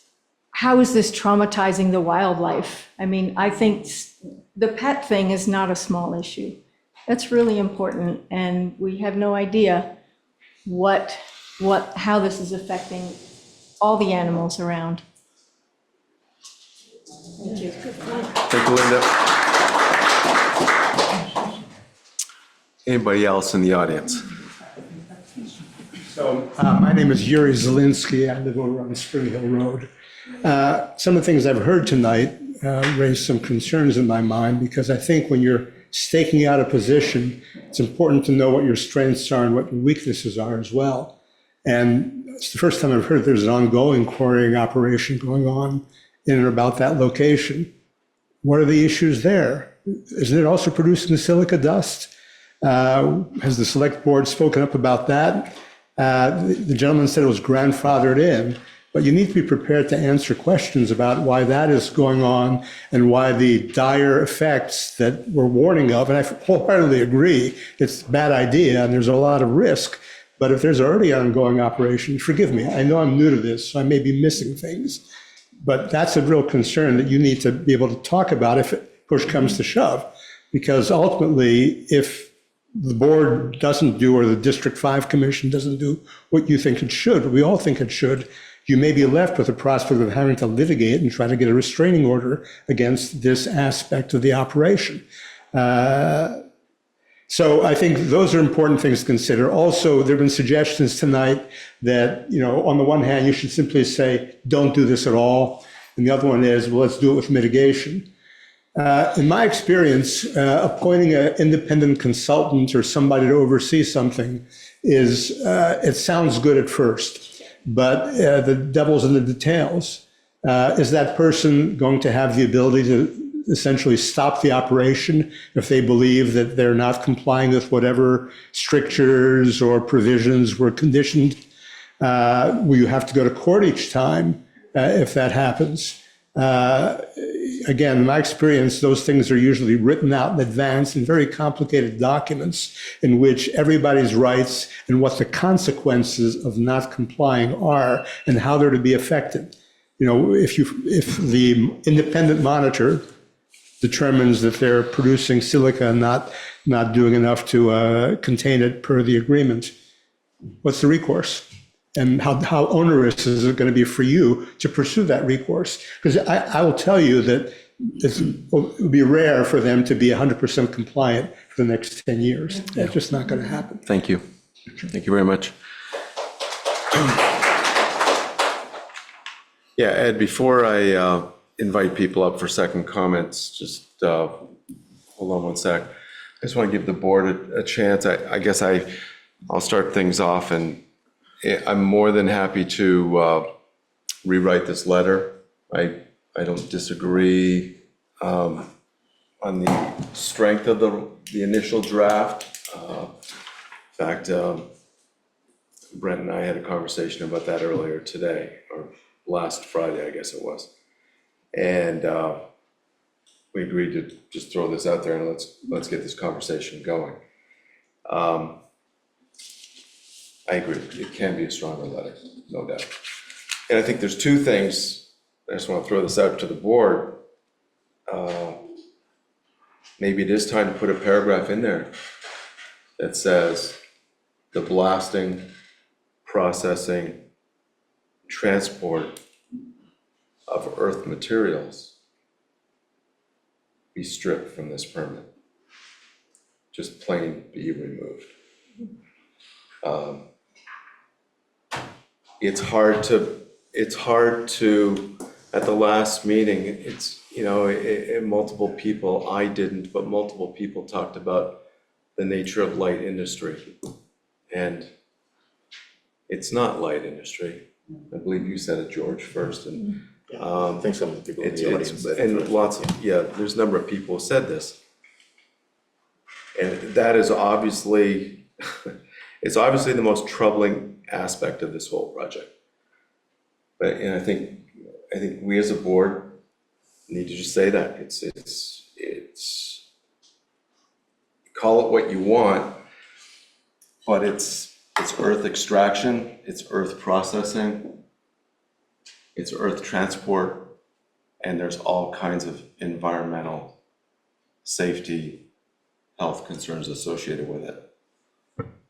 I've talked to my wife, we've talked about if it was, many of you live nearby, I don't. I live a couple miles away, I live 3 or 4 miles away. So I'm insulated from it, but I know if it was happening next door to me, how I would feel. And so I understand that. So I think that's number one. I think we need to strengthen this letter. Number two, we need to put a paragraph in there about stripping that portion of this project and telling Act 250 to get rid of it. The other thing that's been mentioned multiple times tonight is the town plan, and which is criteria 10, I believe, which does carry a lot of weight. It's a powerful, our town plan's a very, very powerful document. I need to sit down and read it. I don't doubt, I mean, I have read it, but I haven't read it in the last couple of days. And I don't doubt that you're right, that there's probably in clear violation of our town plan. And so I think that probably needs to be in there as well. So, I mean, those are my thoughts. I think we need to, since I've been on the select board, we've dealt with a lot of issues. We've dealt with a lot of issues, but I don't remember an issue where there's been so much uniformity in opinion, where there's been so many people come together in a great way. You know, it's been wonderful listening to you, and I appreciate the fact that that people have been able to keep their emotions in check, because it's much more emotional for you than it is for us up here. So I appreciate that. So anyways, I think I've said enough for what I've had to say, but I'll open it up to other board members. Richard? I feel that everything that I've heard tonight, and unfortunately I wasn't at the last meeting because I had plans with my kids. I really should have put that off. I probably should have. I really appreciate everything I've heard. I listened to the last meeting, and I don't think that this project has a place in our community. And I echo everything that was said today and last week on the meeting. And this letter does have to have some more teeth to it than what it has. Thank you, Richard. George? Sure. I would agree that I think, well, this, at my first comment, I still stand by, it's a very well-written letter. Can it be more aggressive? I think it can be and should be. The question that runs through my mind right now, and I don't have the answer to it at all, is can we fight this battle on two fronts? Are we after close this thing? Do not ever open it at all as a rock quarry. Open it as an industrial park only. At the same time, try and battle the restrictions that we'll accept or want to have if in fact they put it through. Those seem to be contradictory arguments to some degree. And I don't think we can live on both sides of the fence. I can be changed, that's what I'm saying. This is kind of bouncing in my head and giving me headaches, but that's okay. I don't see how we do it on both sides. I don't see how we can say, we don't want this, it's bad, it should be out of here. And then say, but if you put it in, here's the kind of stuff we want to have. This gentleman said it much better than I could, but I just don't see how we do that. And I think somehow we've got to come to a conclusion, whether that's the board, the community, that we've got to put our eggs in a basket. Is it that we want to make all the arguments we need to make, DRB issues, town plan issues, run all those and all the noise, the 10 criteria, run them all in and say, based on all of this stuff, this does not happen. Go ahead with the light industrial park, fine, but not the quarry. But then we've got to, I feel that we've got to then stop that. We've got to stop that letter. That letter stops there and we make a big argument for never to do it. If we don't think we can win that, are we willing to live with tighter conditions? Jerry talks about bag houses and it's all great ideas, but it runs counter to the, we don't want it. I mean, Jerry's thoughts of, I can't wait for Jerry to speak because he always thinks very clearly. And he did again tonight. He wrote a wonderful letter to the board sometime last week that was very clear as well. But I don't think we can be in both places. I just don't think we can. But we've got to be willing, if we're gonna go to close this place, don't let it get it going, that if that goes down, we've lost a lot of purchase, or fight that as a second fight. But maybe it's too late to have that as a second fight. I don't know. That's what's running through my mind. But I don't think we can ask the administration to write a letter that's all-encompassing for all things. We want to close, but we're okay to live with it if it happens with all these things. That kind of is contradictory to each other to me. And I'm happy for somebody to say, George, you're missing the point. Here's what we need to do. I'm just speaking out loud for what's going on in my head right now. Do I think this is a good idea? Absolutely not. But what can we get to control this? How far can we push it to make it work? And I think this letter was test one. Test one was very nicely written, very comprehensively written, as I said to begin with, but kind of down the middle of the road. Aggressive, but not too aggressive. You know, strong, but not that strong. And it sounds like everybody says not strong enough, including, I think, the board is now, after hearing all of you speak, not strong enough. That's not to criticize, it's a draft. And it was a good first start. But where do we go from here? And I don't have the answer that I can advocate for one side or the other. Well, I think, I think we probably all thought the same thing that you're thinking about in terms of, do we just, as I said, put language in there to strip that earth extraction part of the project out? And I think that's where we start. I think that's where we go. We can't put both in there, and I don't think we can't start on a lower step and work ourselves back up either. So I think we gotta start there. I'm sorry. Yeah, in just a second, I just want the whole board to have a chance to speak, and then we'll go back to the audience, and everyone in the audience will get a second chance to speak if they'd like. So, thank you, Mr. Bourne, because that was great information. I think he's left. But again, key points here, this is above ground. Everything is above ground. It's not, he's dealing with a quarry which is down. This is everything. Everything is above ground. And you put it in a valley, which are echo chambers. It just couldn't get any worse. Having dealt with 17 unions in my life and different things, and I will say, being a female, you want to get something done, get a high-powered attorney. And especially in Vermont, there are some rock stars. And we have them draft a letter based on the 10 criteria why we don't want this. You send it down, and then it's not, oh, it's a little locals. And it sends the message legally, because we can spend hours trying to write this. It'll cost us $1,000, $2,000. They'll write a letter that tells them, here's our argument. If you pass it, see you in court, and it will end it. That's my feeling. We can't write this, I'm sorry. Go ahead, Ed. At this point, this. Name again, please. I'm sorry. Ed Lowenton, same guy I was. I need your name, as you know, I for hope so, anyway. for the taping. Well, what was I going to say? Okay. The arguments to this point have been in the proper domain. They're regulatory. We're dealing with A&R.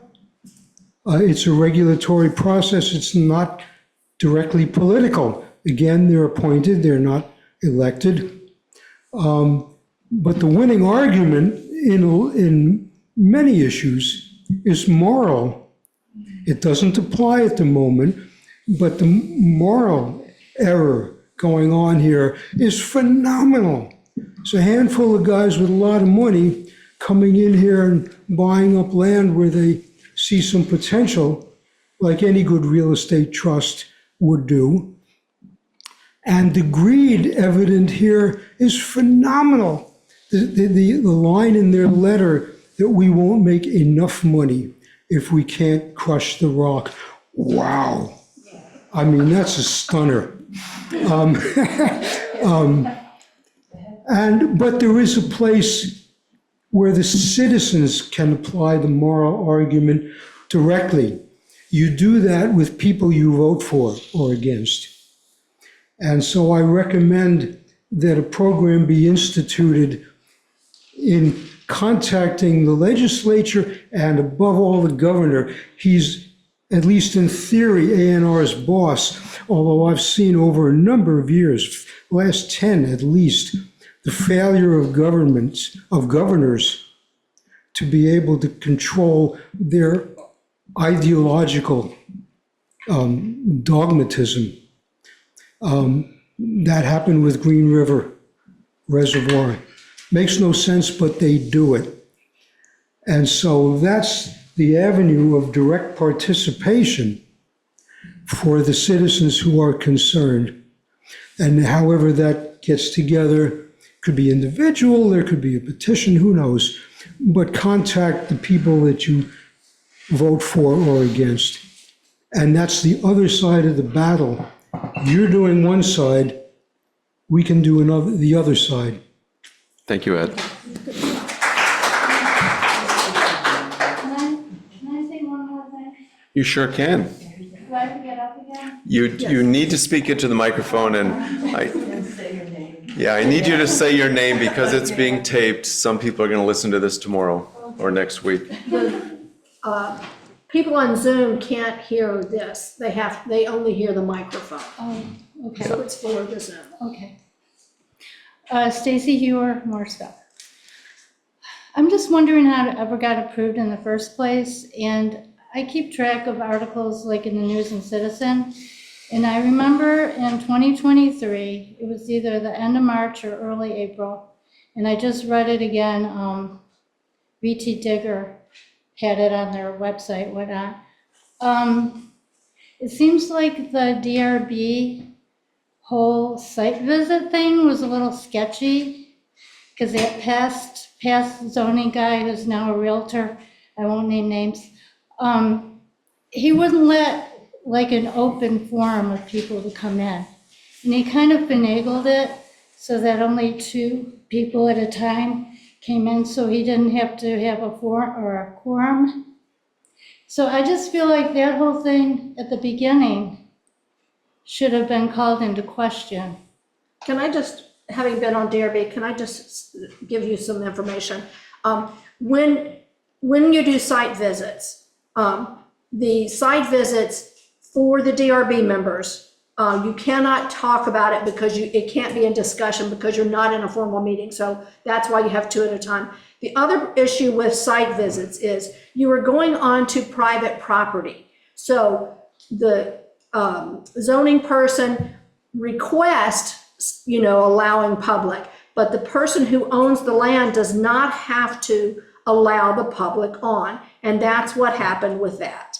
So that was not our zoning. That was the owners of that property. And it was really wet, I will say, that it had rained heavily. So that was part of it. There was concern about cars getting stuck. But I just want to clarify, because everybody keeps blaming the former zoning, and it is at the discretion of the property, which is unfortunate because I agree with you.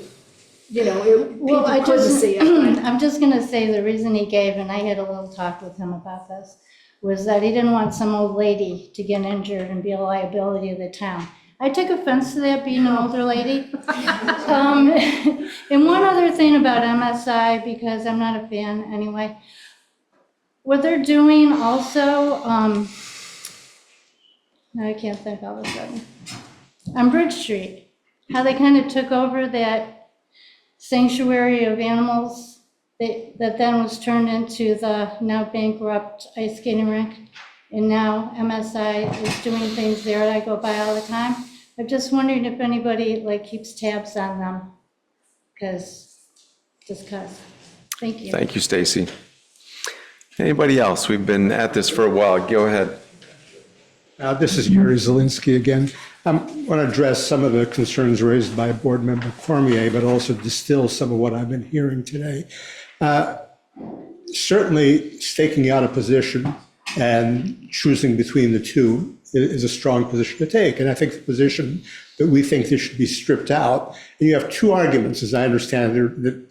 There's the argument about whether or not the DRB process was flawed. Now, I don't know the details, so it better be a material flaw, not an immaterial flaw, or else you're hurting yourself making that argument. And the other one is the city plan, which sounds like a very strong argument, both of which would support, don't do this. The flip side of that point is you don't have to say, but if you do, you can say, we anticipate, however, that people may propose in lieu of stripping it out, such and such. And here are the problems with that approach. And I think that would be a way of diffusing that, or at least putting your concerns out front while still principally saying, don't do this. Thank you. Anybody else? There's somebody I wanted to. Jane. Nancy, are you? Oh, okay.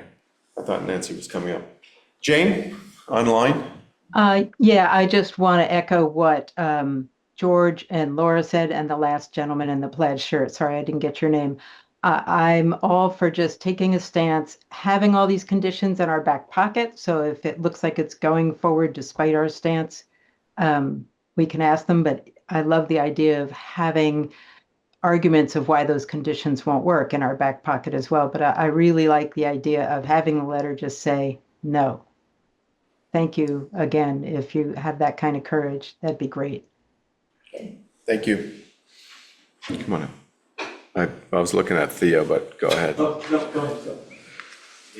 Jerry, you can go right after her, though. Thanks, Jerry. Thea Alvin, Morrisville. I wanted to bring your attention to the original DRB decision that created the zone, industrial zone for this area.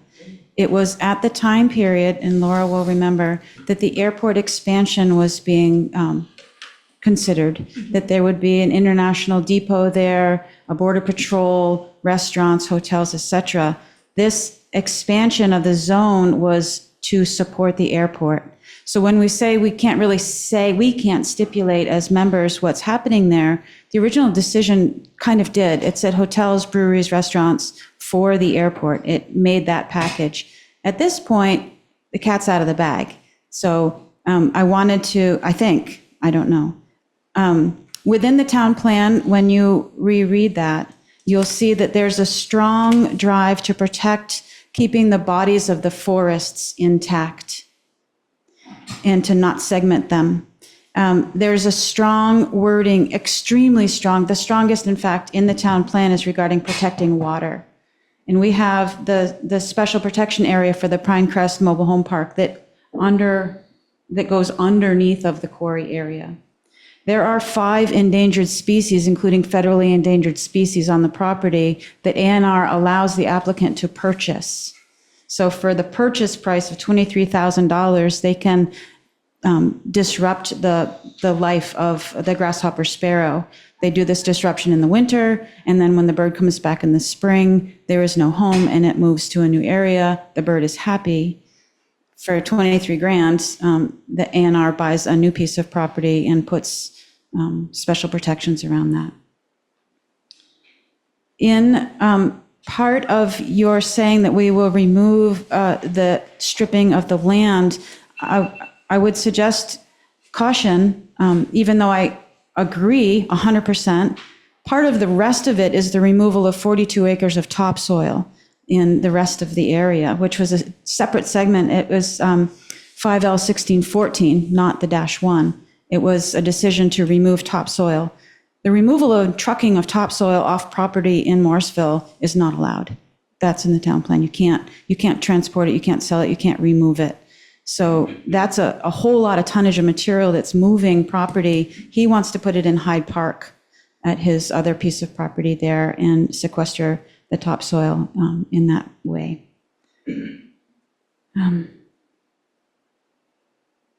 Yeah, those are my points on that. Thank you for hearing the rest of the. Okay, thank you, Thea. It's a big story. Okay, I gotta take one more.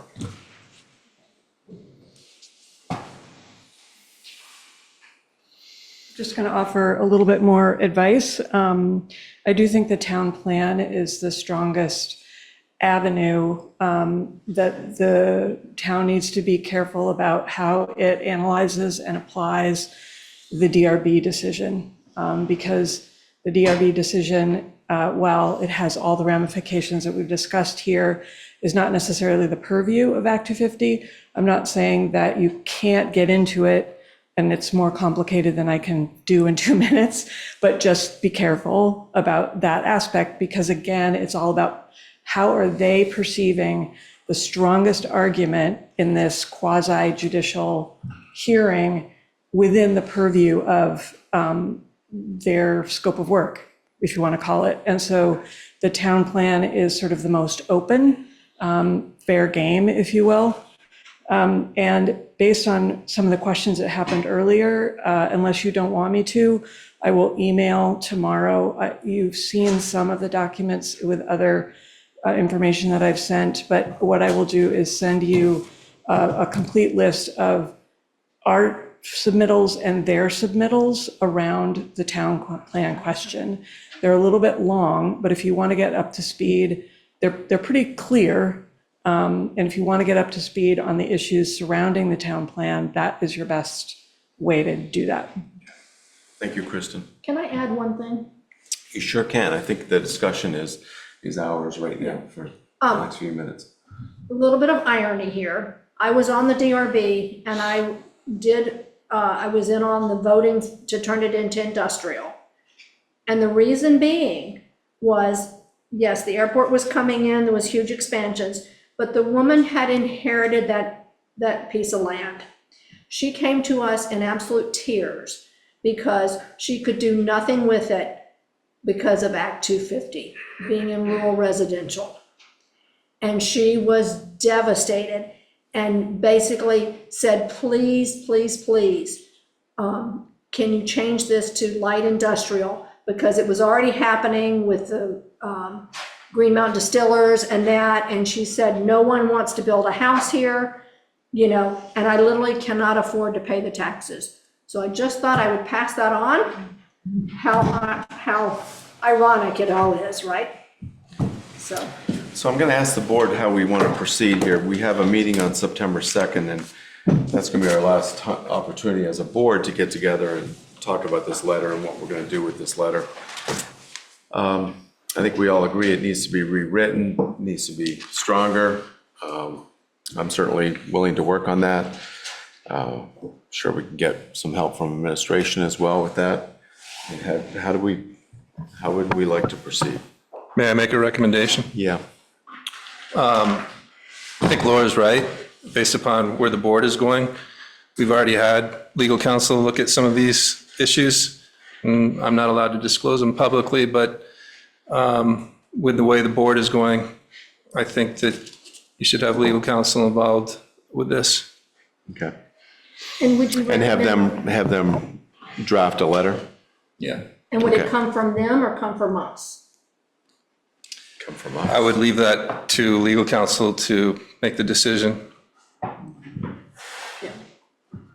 I like their names. I would hope it would come from us as well. I We'll want be on their your names. behalf, obviously, but whether or not, It should come from us. Well, we'll send it, but I still, I mean, yes, but it can it not come from an attorney on our behalf?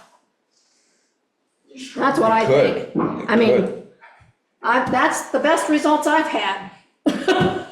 Just saying, historically, attorney sends it out on my behalf and I get results. Well, let's do this. I would suggest with that recommendation, then let's administration talk to legal counsel about drafting something. We can ask just that question right there. Yeah, they'll tell us. And if a letter is drafted, well, hopefully it will be drafted, that it can be sent out to each of us separately to take a look at.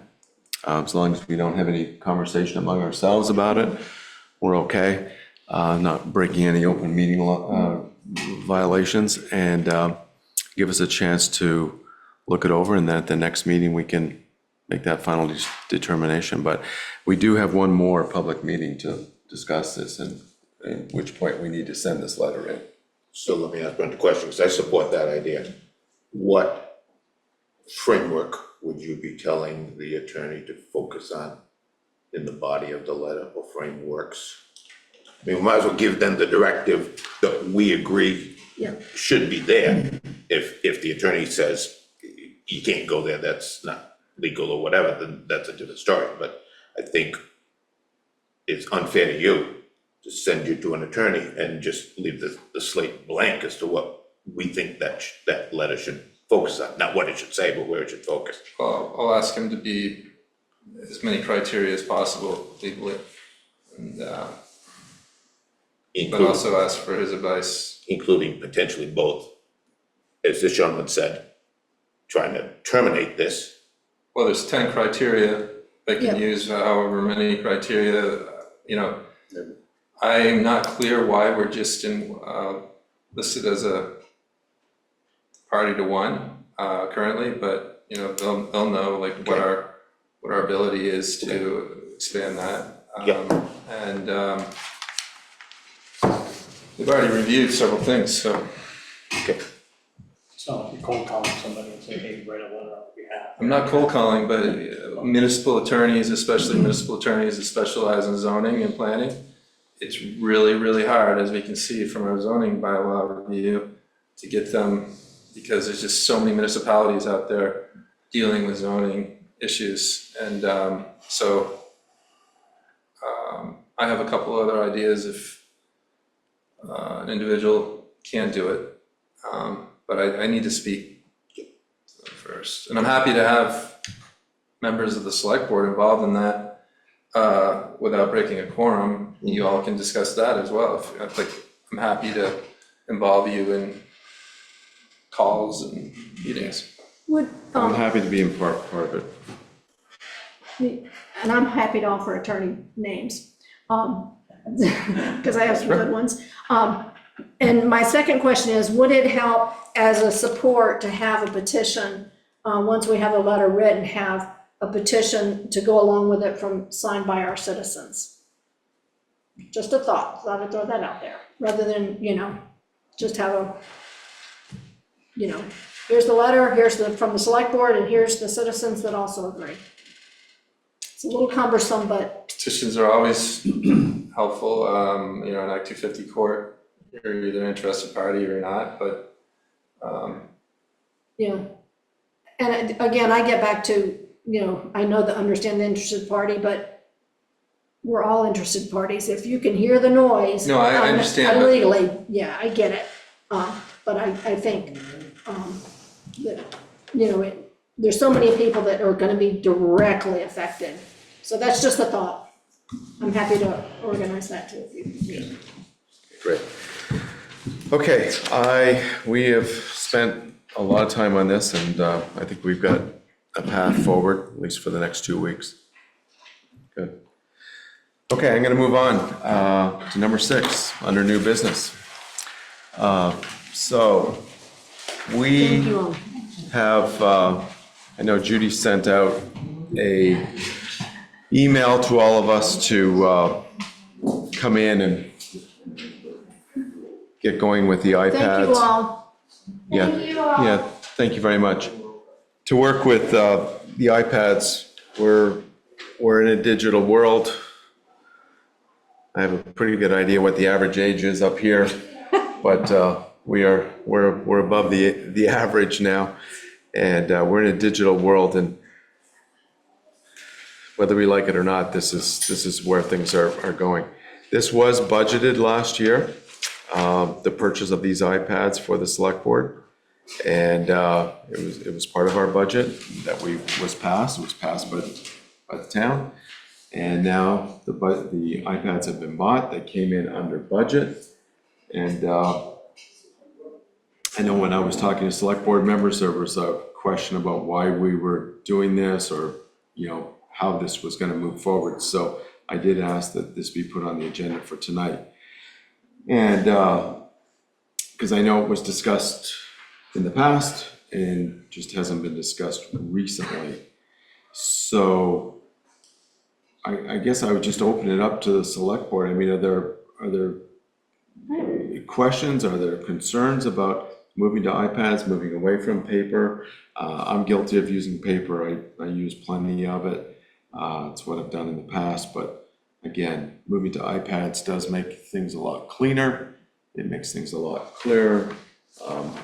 It does allow us to search past minutes, past meetings very quickly. It allows us to document things for the boards that are going to replace us in the future and make our actions and our decisions clearer for them. So I think there's lots of benefits to the iPads, and I just wanted to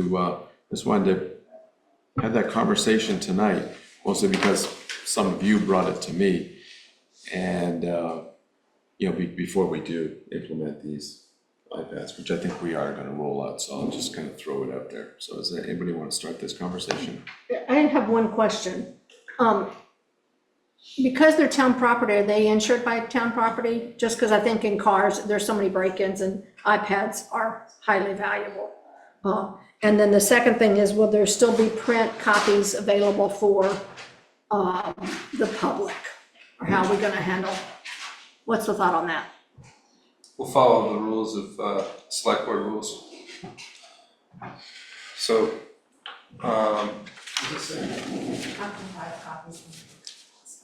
Okay, and can executive sessions, how are we gonna handle those? Can those be on a digital format? Just, I mean, are they secured? Yeah. So if my cat decides to look through my iPad, So, just, and we can actually probably talk about this when we're. yeah, that's all right. I'll answer the questions that you asked. So, the software we use, we purchased a couple of years ago. It's the Agenda Minutes software from Civic Plus called Civic Clerk, now called Civic Select. We had a project that Sarah had money for retention, and we had this project for retention, and we hired somebody, and they have scanned all the meetings from the vault into this software. So the board has the ability to go back to 1997 and look at minutes from meetings. So while we're in a meeting, something comes up, the board, you have the ability to look at that. When you're preparing for a meeting, you have the ability to look at that because you have the ability to research all of that information without without thinking about it on Saturday, getting ready for Monday, and Brent and I aren't working. You can go into the system and you can look the information up yourself. So there's a lot of pluses to that. It's very secure. The software we use is on the cloud. It's a very secure software. We've been using it for 2 years. We've expanded it to the website. We've expanded it to the media. We've expanded it to recreation. So it's very secure. It's user-friendly. It really isn't going to take a lot for you to learn. The software company that we work with and our managed service providers that we work with have suggested the iPads because they are inexpensive. We got the iPads for just over $300 each. That's so interesting. So they're very inexpensive. There's nothing fancy about them. They're just your basic iPad of this generation. The pencils that you have were $20 a piece. They're not Apple pencils. So it's not very costly. It will save us a tremendous amount of money in paper and in ink and in printing, my time for printing. For you folks, tonight, I haven't felt good for over a week now. I still don't feel good tonight. And I forgot to give the motions to you folks. Those would be on your iPads. You wouldn't have to wait. I wouldn't have to forget something. You'd have it with you. So the ease of things updating, if there's a last minute change to the agenda, and I've already sent it out to you, but then I have a last minute change, it's automatically going to update in the iPad and the software. So you don't have to worry about that. So there's a lot of reasons to do this. I plan on giving you individual lessons if you need it, group lessons if we can make that work. And we're also going to run a mock meeting where it will just be a mock meeting on how I work with you folks. Your votes are done on your iPads. They're not done. You still say your vote, but you actually hit on the iPad a yes or a no. Will it show up on there? And no. And I see it on mine though. But there's a lot of reasons to move in this direction. And I think you'll find that as time goes on, a lot of other towns will move in a similar direction. So one question for you, just because I oftentimes keep stuff. If we're not on the select board, we lose everything, right? Yes, that is correct. Yeah, because I'll But you can download everything that you have on that Say that again, iPad. Laura, if we're not on the select board? So just reference stuff, we get different stuff, and sometimes I'll keep stuff from, quotes or whatever. I see what you're saying. Yeah. So but once if we can download it, once I you keep know- a file of. But the packets are public, right? They are public. So what Laura is asking, I think, if I understood Laura correctly, once you're no longer a select board member, you don't have access to the software where your notes are stored. You can download those notes. Yeah. So you can take anything that you're writing and download it into a PDF document, and you can have those notes. But if you're no longer a select board member, now any and all notes that you take are open to public record request. So they are open to the public, just as if you were taking notes on a piece of paper and somebody wanted to know what you wrote. that could be open to public records request as well. So there's no difference. Somebody could ask for this, right? This is actually a little bit easier for you folks for storing it. Oh, interesting. And then I have one last question. Sure. It's a really silly one. It said I had 3 months of Apple TV. We can't use that, can we? No. I saw that, I was like, oh, what a tease. I was like, gonna catch up.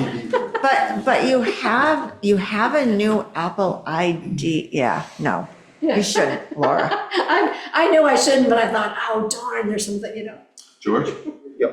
So Judy, the meeting bothers me. I'll be blunt about it. Tell me how the meeting is going to change with iPads. The meeting's not going to change with iPads at all, George, because the meeting's going to run exactly the way it does now.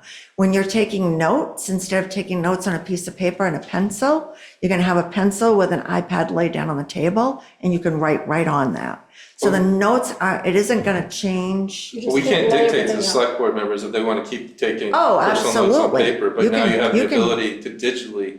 Right, you can take notes on paper if you choose So to. you're using the stylus to take your notes? Yeah, same thing. And you just can't lay everything out, yeah. Yep. Okay. I'm not crazy about that idea. I'm also not crazy about the idea that we're voting and we're gonna push a button on or a tab or whatever it is, and the public does not hear who said voted yes or no. So the public will hear because Dawn still has to announce. There's still a voice. Because the Zoom participants aren't going to know, so there's still Okay. going to be a voice to follow. So the electronic vote is solely for record keeping, but we are voting for. It's annotating my minutes. Okay. So just if I can interject, Yeah. so let's say there was a 4-1 vote on some issue. So you would get that, you would tell me it was 4-1, would you tell me who the nay was? Okay. It still has And I to would be, announce that. it still has to be announced, so that will still happen. But we are not voice voting. You can push the yes We are, button and you I'm can say. getting different messages. That's right. That's right. You can still say a voice vote. But I'm just gonna ask you to push a button on the iPad and it goes into the minutes. Okay. We need to do a voice vote for the Zoom, for people on Zoom, Exactly, so people know exactly. where our positions are. Yes. Yeah, Yes. That's. So that's my Laura's concern. gonna say yay and she's gonna hit the button. Okay, fine. You're gonna say nay, you're gonna hit the button. Okay. Yes. Okay. It just goes directly to the minutes. I do have concerns about, and while this is not inexpensive, $300 for a laptop, for an iPad, $1,500 and we already own the software. So it's not truly fiscal. We are coming to a period of time where we're, Brent, to begin with, and the board, are gonna have to make some serious budgetary decisions. There's a perception potential that, geez, they don't wanna fund this, but they're willing to put up iPads. I don't like that perception. So the savings in paper and ink and time is 18,000 to 24,000 a year for some towns, not in Vermont. I did not find any in Vermont. I'm having trouble with that number. 18,000 to 24,000, you can look it up, George. There's towns, there are states that are doing iPads, are digital, I don't know, iPads directly, that have saved that kind of money. I haven't found anybody in Vermont yet. But I do think there is going to be a significant savings in my time in doing the copying. I think there's going to be savings in the paper. In the copies that we make, because we get charged for that. So I think there's going to be some savings. Will it equal $1,500 at the end of the year? I think. Oh, I would believe that, Yeah. absolutely. Yeah. Can I print from the iPad? Yes, you can. So you'll be able to print from the iPad to whatever printer you have set up on your iPad. Okay. Yep. And it should save us significantly on our copiers, right? Yeah. Because, that's. Richard? My only concern is I haven't messed with it yet to write notes, but today, which is maybe not highly unusual, but I have notes on every page and I'm doing this, so I don't know how feasible it's gonna be for me to flip back and forth to say, oh shit, this was, who said this on an iPad? That's my only concern with it. The rest of it sounds fantastic, but that's, like today in this discussion about this. So my goal here is to give you your iPads and let you play with them so that you can learn how to use them with the pencils. So step one, get your email on your iPad, figure out that. Step 2, I'm going to introduce the software to you. When I introduce the software to you, we'll have some training. You'll be playing with it. So you'll actually be able to play with the software. You'll be able to see how you can scroll up on the page for your agenda, for all the pages that go with it. You can flip pages like a book. So there's different ways of using it. You can annotate notes right on it.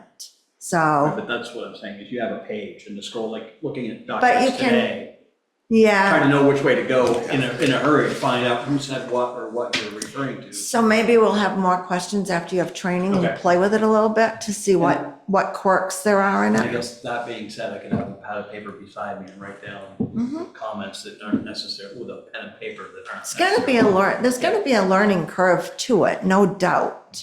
There's going to be a transition because we're all used to working with paper and we're not going to go to digital overnight. We're not going to, everything's not going to be on the digital, No. especially for the 5 of us. We had 5 recent high school graduates, it might be a different story, but I think if you just give it a good college try yeah. and we work out the quirks, we'll see if it works. I have one question. Think, Does it write notes for you? No, No, it doesn't collectively. You mean, like AI. Yeah.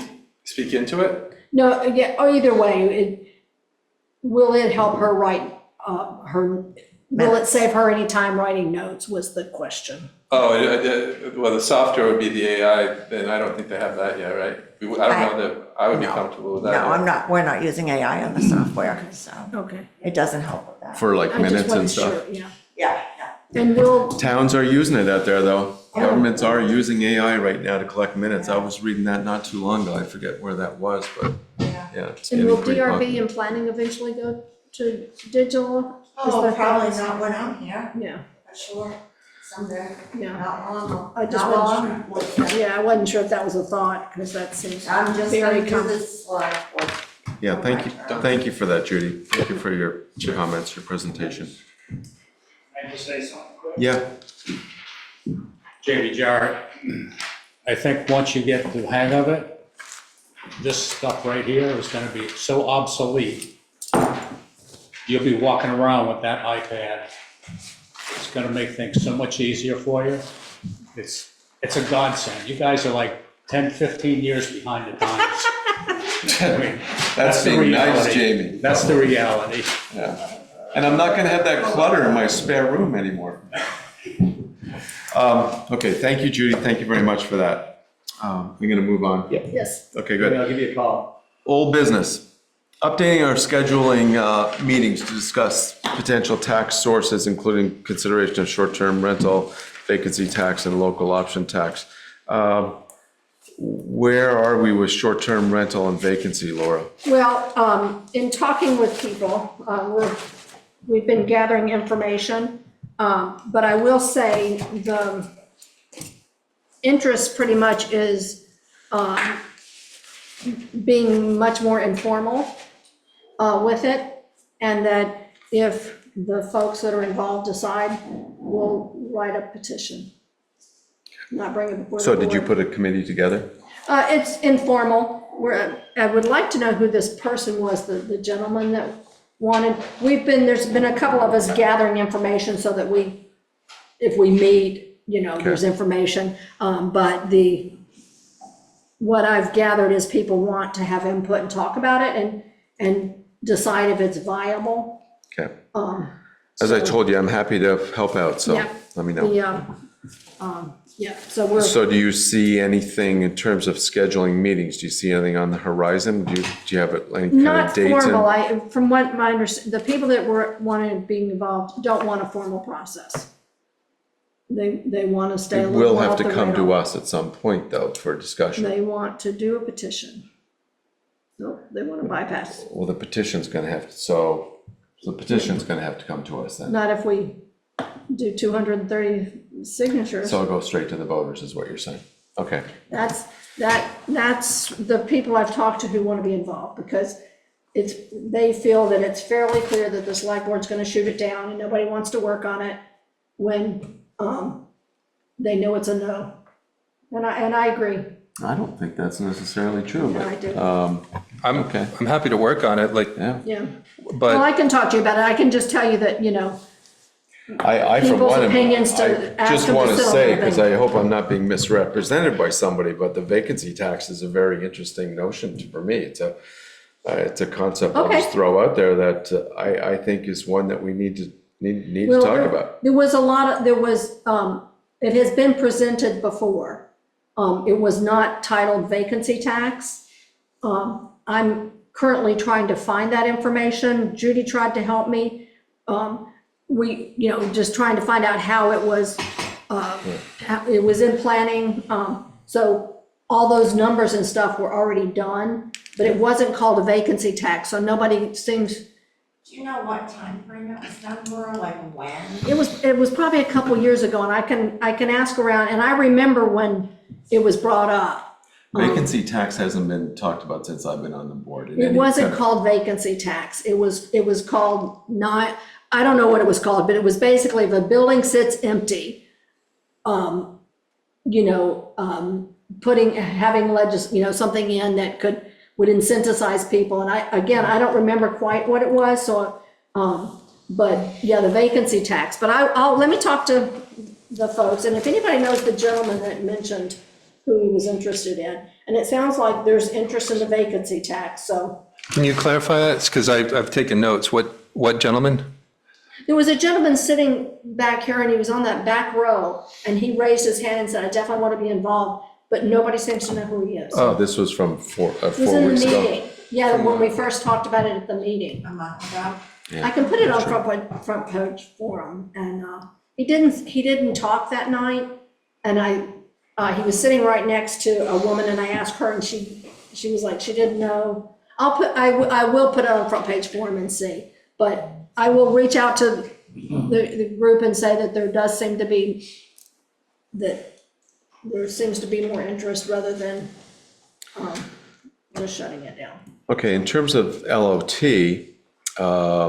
we did at the last time we spoke about this, I think it was 2 meetings ago, we talked about having a special meeting. So the situation that we're in right now is Jeff Carr can come back again on September 2nd, but I'm thinking that September 2nd meeting is getting to be a full meeting, and that's a regular meeting as well. It's not a special meeting. So in terms of an agenda, do we still want to have a special meeting around LOT? And if so, when do we want to schedule that? And again, I'm thinking September 2nd, that's when we're continuing the discussion of the zoning bylaws. So, as well as a number of other things. Well, in this LOT, I just wanted to bring up that we have his report. I asked how much we had paid for it, Right. and it seems we have a contract, but no record of payment. So I just want us to consider, especially going into budgets, requiring him to come in and paying him when we have. I believe that was part of the original contract, that he was going to come back and talk to us a second time. So am I correct on that? Yeah, 2. So it's already paid for. We've already bought it. There's no We haven't additional. paid, but. Well, there's no additional fee for him to Okay. come back and talk. Okay. And it would be wise for us. I mean, this is one of the preeminent economists in the state of Vermont. He's the guy who sits down with the governor and the legislature multiple times a year and goes through the state financial situation. He did so just a month ago. So to have him come in and update us on where we stand and where the LOT would be in terms of the amount of money that it could bring in. I'm gonna go with George's perception. We don't have any money, so you're gonna pay somebody to come in No. to authorize a tax. We're not Just saying, it's not gonna go over well. We're not paying anybody anything other than what we've already done. And I'm telling There's you, no we haven't new paid payment. them. There's no new payment. Well, we still owe him. Yeah, but, well, We owe him for what he's done, Laura. I mean, it's not like Yeah. we I say, well, agree, because but we I'm didn't just- invite you back the second time, we're not gonna give you I'm anything. just saying the report was done, and that I, as a taxpayer, it's gonna come out, and that, So I guess the question is, do Just we saying. want to have a special meeting, or do we want this as part of a regular select board meeting? regular. I feel it should be special. We can't cram that into the September 2nd meeting. Okay. I think there's too much going on. George? I don't know. I think this is I think that this local option tax discussion is very important to where we are, to what we need to have done for our infrastructure. It's something we really need to give a hard look at, because the numbers that you provided originally are 10% of our budget. That's real money for all of us. That's your motor 5 times. It's over $1 million. Right. We're leaving on the table. Not if it's not coming in, just saying. Well, that's why we need to have the conversation, so we can clarify all that and make sure that what we think is going on, or what some of us think is going on, maybe isn't going on, and what some of us think is going on, maybe it actually is going on. So, you know, we can come up with our own opinions, but I think we need to have the conversation like we do for everything else that we do here. So, again, I'm just gonna ask, do we have a special meeting or a regular select board meeting? You're suggesting a special meeting? Not September 2nd, that's my, Yeah. I don't know what the 15th looks like, but the 2nd is not. 15th, we had that Katie's Falls Bridge, Right. that's the only thing I've got on there. Can't do the 15th. He has some sort of legal testimony that he has to do. So it'd probably be most likely October. Before we schedule that, can I have a minute? Yeah, absolutely. Yeah, okay. I think LOT is important to have a discussion on. Whether the community wants to do that or not is a whole different thing. But having another conversation about LOT in a vacuum, I don't think serves us as much as having a conversation that sets context. Context being exactly what Richard said in our infrastructure. What do we want this money for? Do we want it for tax reduction? Okay. Do we want it for police station, fire station, highway, roads, all those stuff? And while we're not ready to say we're ready to put up a police station or any of that other stuff, if we start collecting it now, then we don't need to ask for as much money in a bond down the road. But there's a lot of moving parts to that, and I think if we just leave it as LOT is there as manna from heaven, and that's not a good way to say it, but found money, which it's not found money, I know, Laura. It's coming from both residents and non-residents. I think it has a tougher sell or context to work with it than if we put it in a frame. And the frame is the infrastructure, and we need to start talking about the infrastructure. We got a police station that the police department says, if we don't do something in 3 years, we got serious problems with staff not wanting to work there anymore. We've got, I'm preaching to the choir. We've got a fire station that's 4 feet or 10 feet too short. Now we're buying customized trucks. The cop's driving the horse in the fire department because the building's too short, but we can't lengthen it. Because that apparently has been discussed umpteen times. We're paying $100,000 a month for the highway garage. God, I would think we could do better than that. We've got Jordan with a 7 or a 10-year viable road improvement project and a sidewalk improvement project to get us back to where we should have been all along.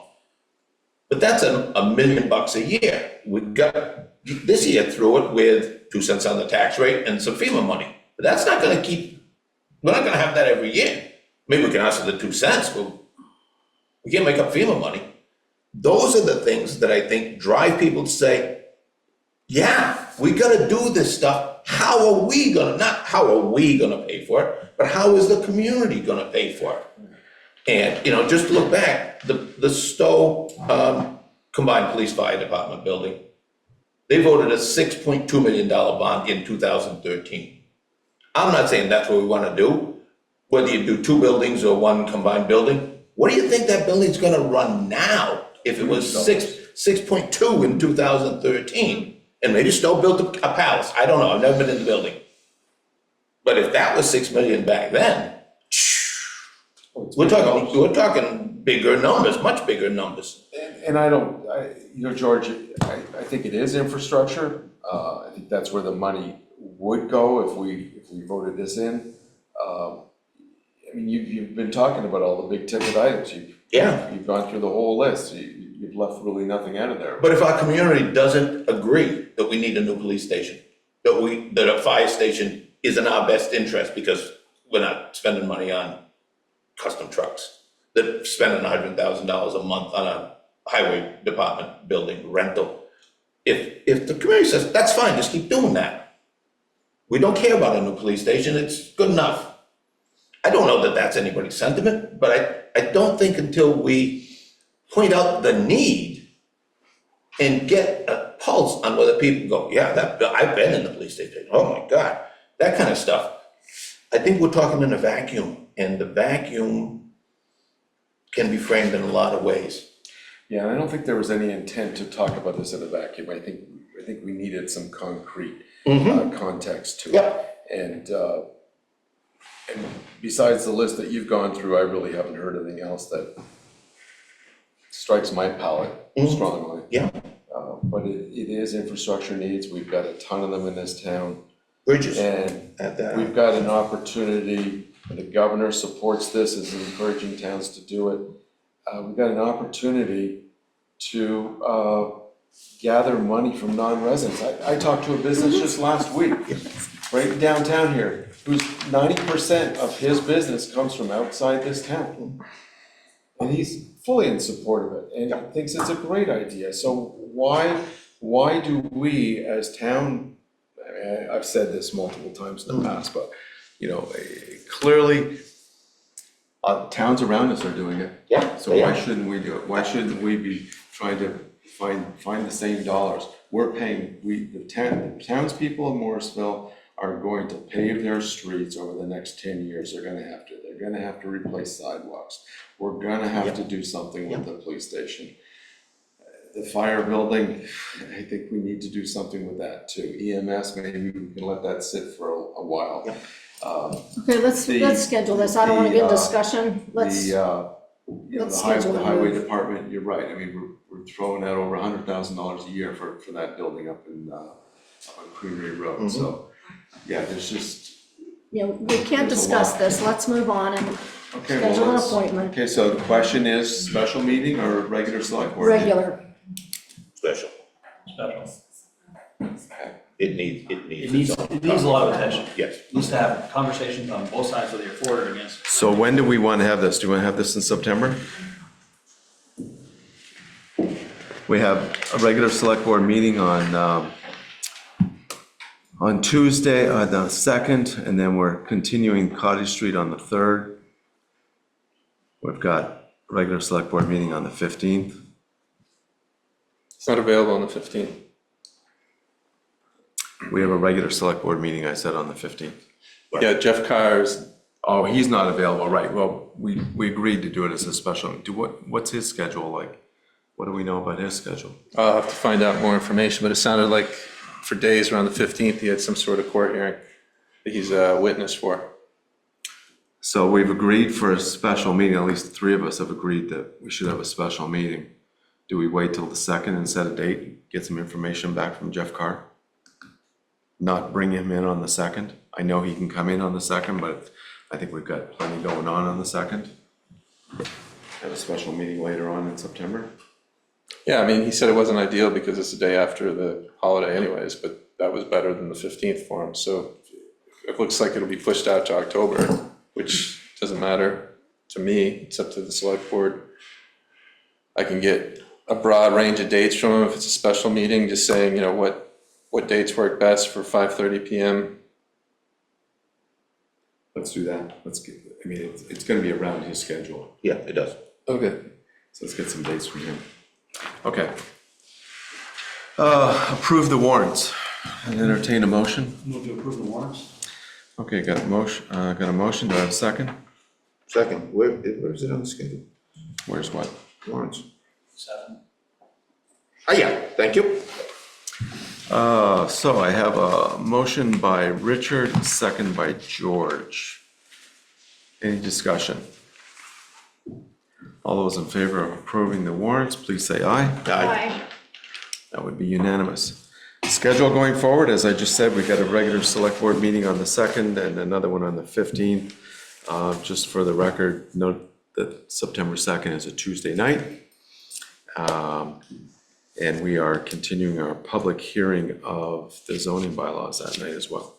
So, any other business? On the 3rd, we've got the continuation of the LeBlanc, correct? The Cottage Street, yeah. Yeah. 2 continuances that week. Okay. Other business? Nothing? I would entertain a motion to adjourn. Adjourn. Do I have a second? Second. So I have a motion to adjourn by Richard, and a second by George. Discussion. All those in favor, please say aye. Aye, that's you. All those in favor? Aye. Aye. Laura? Aye. That would be unanimous. Okay, thank you, folks.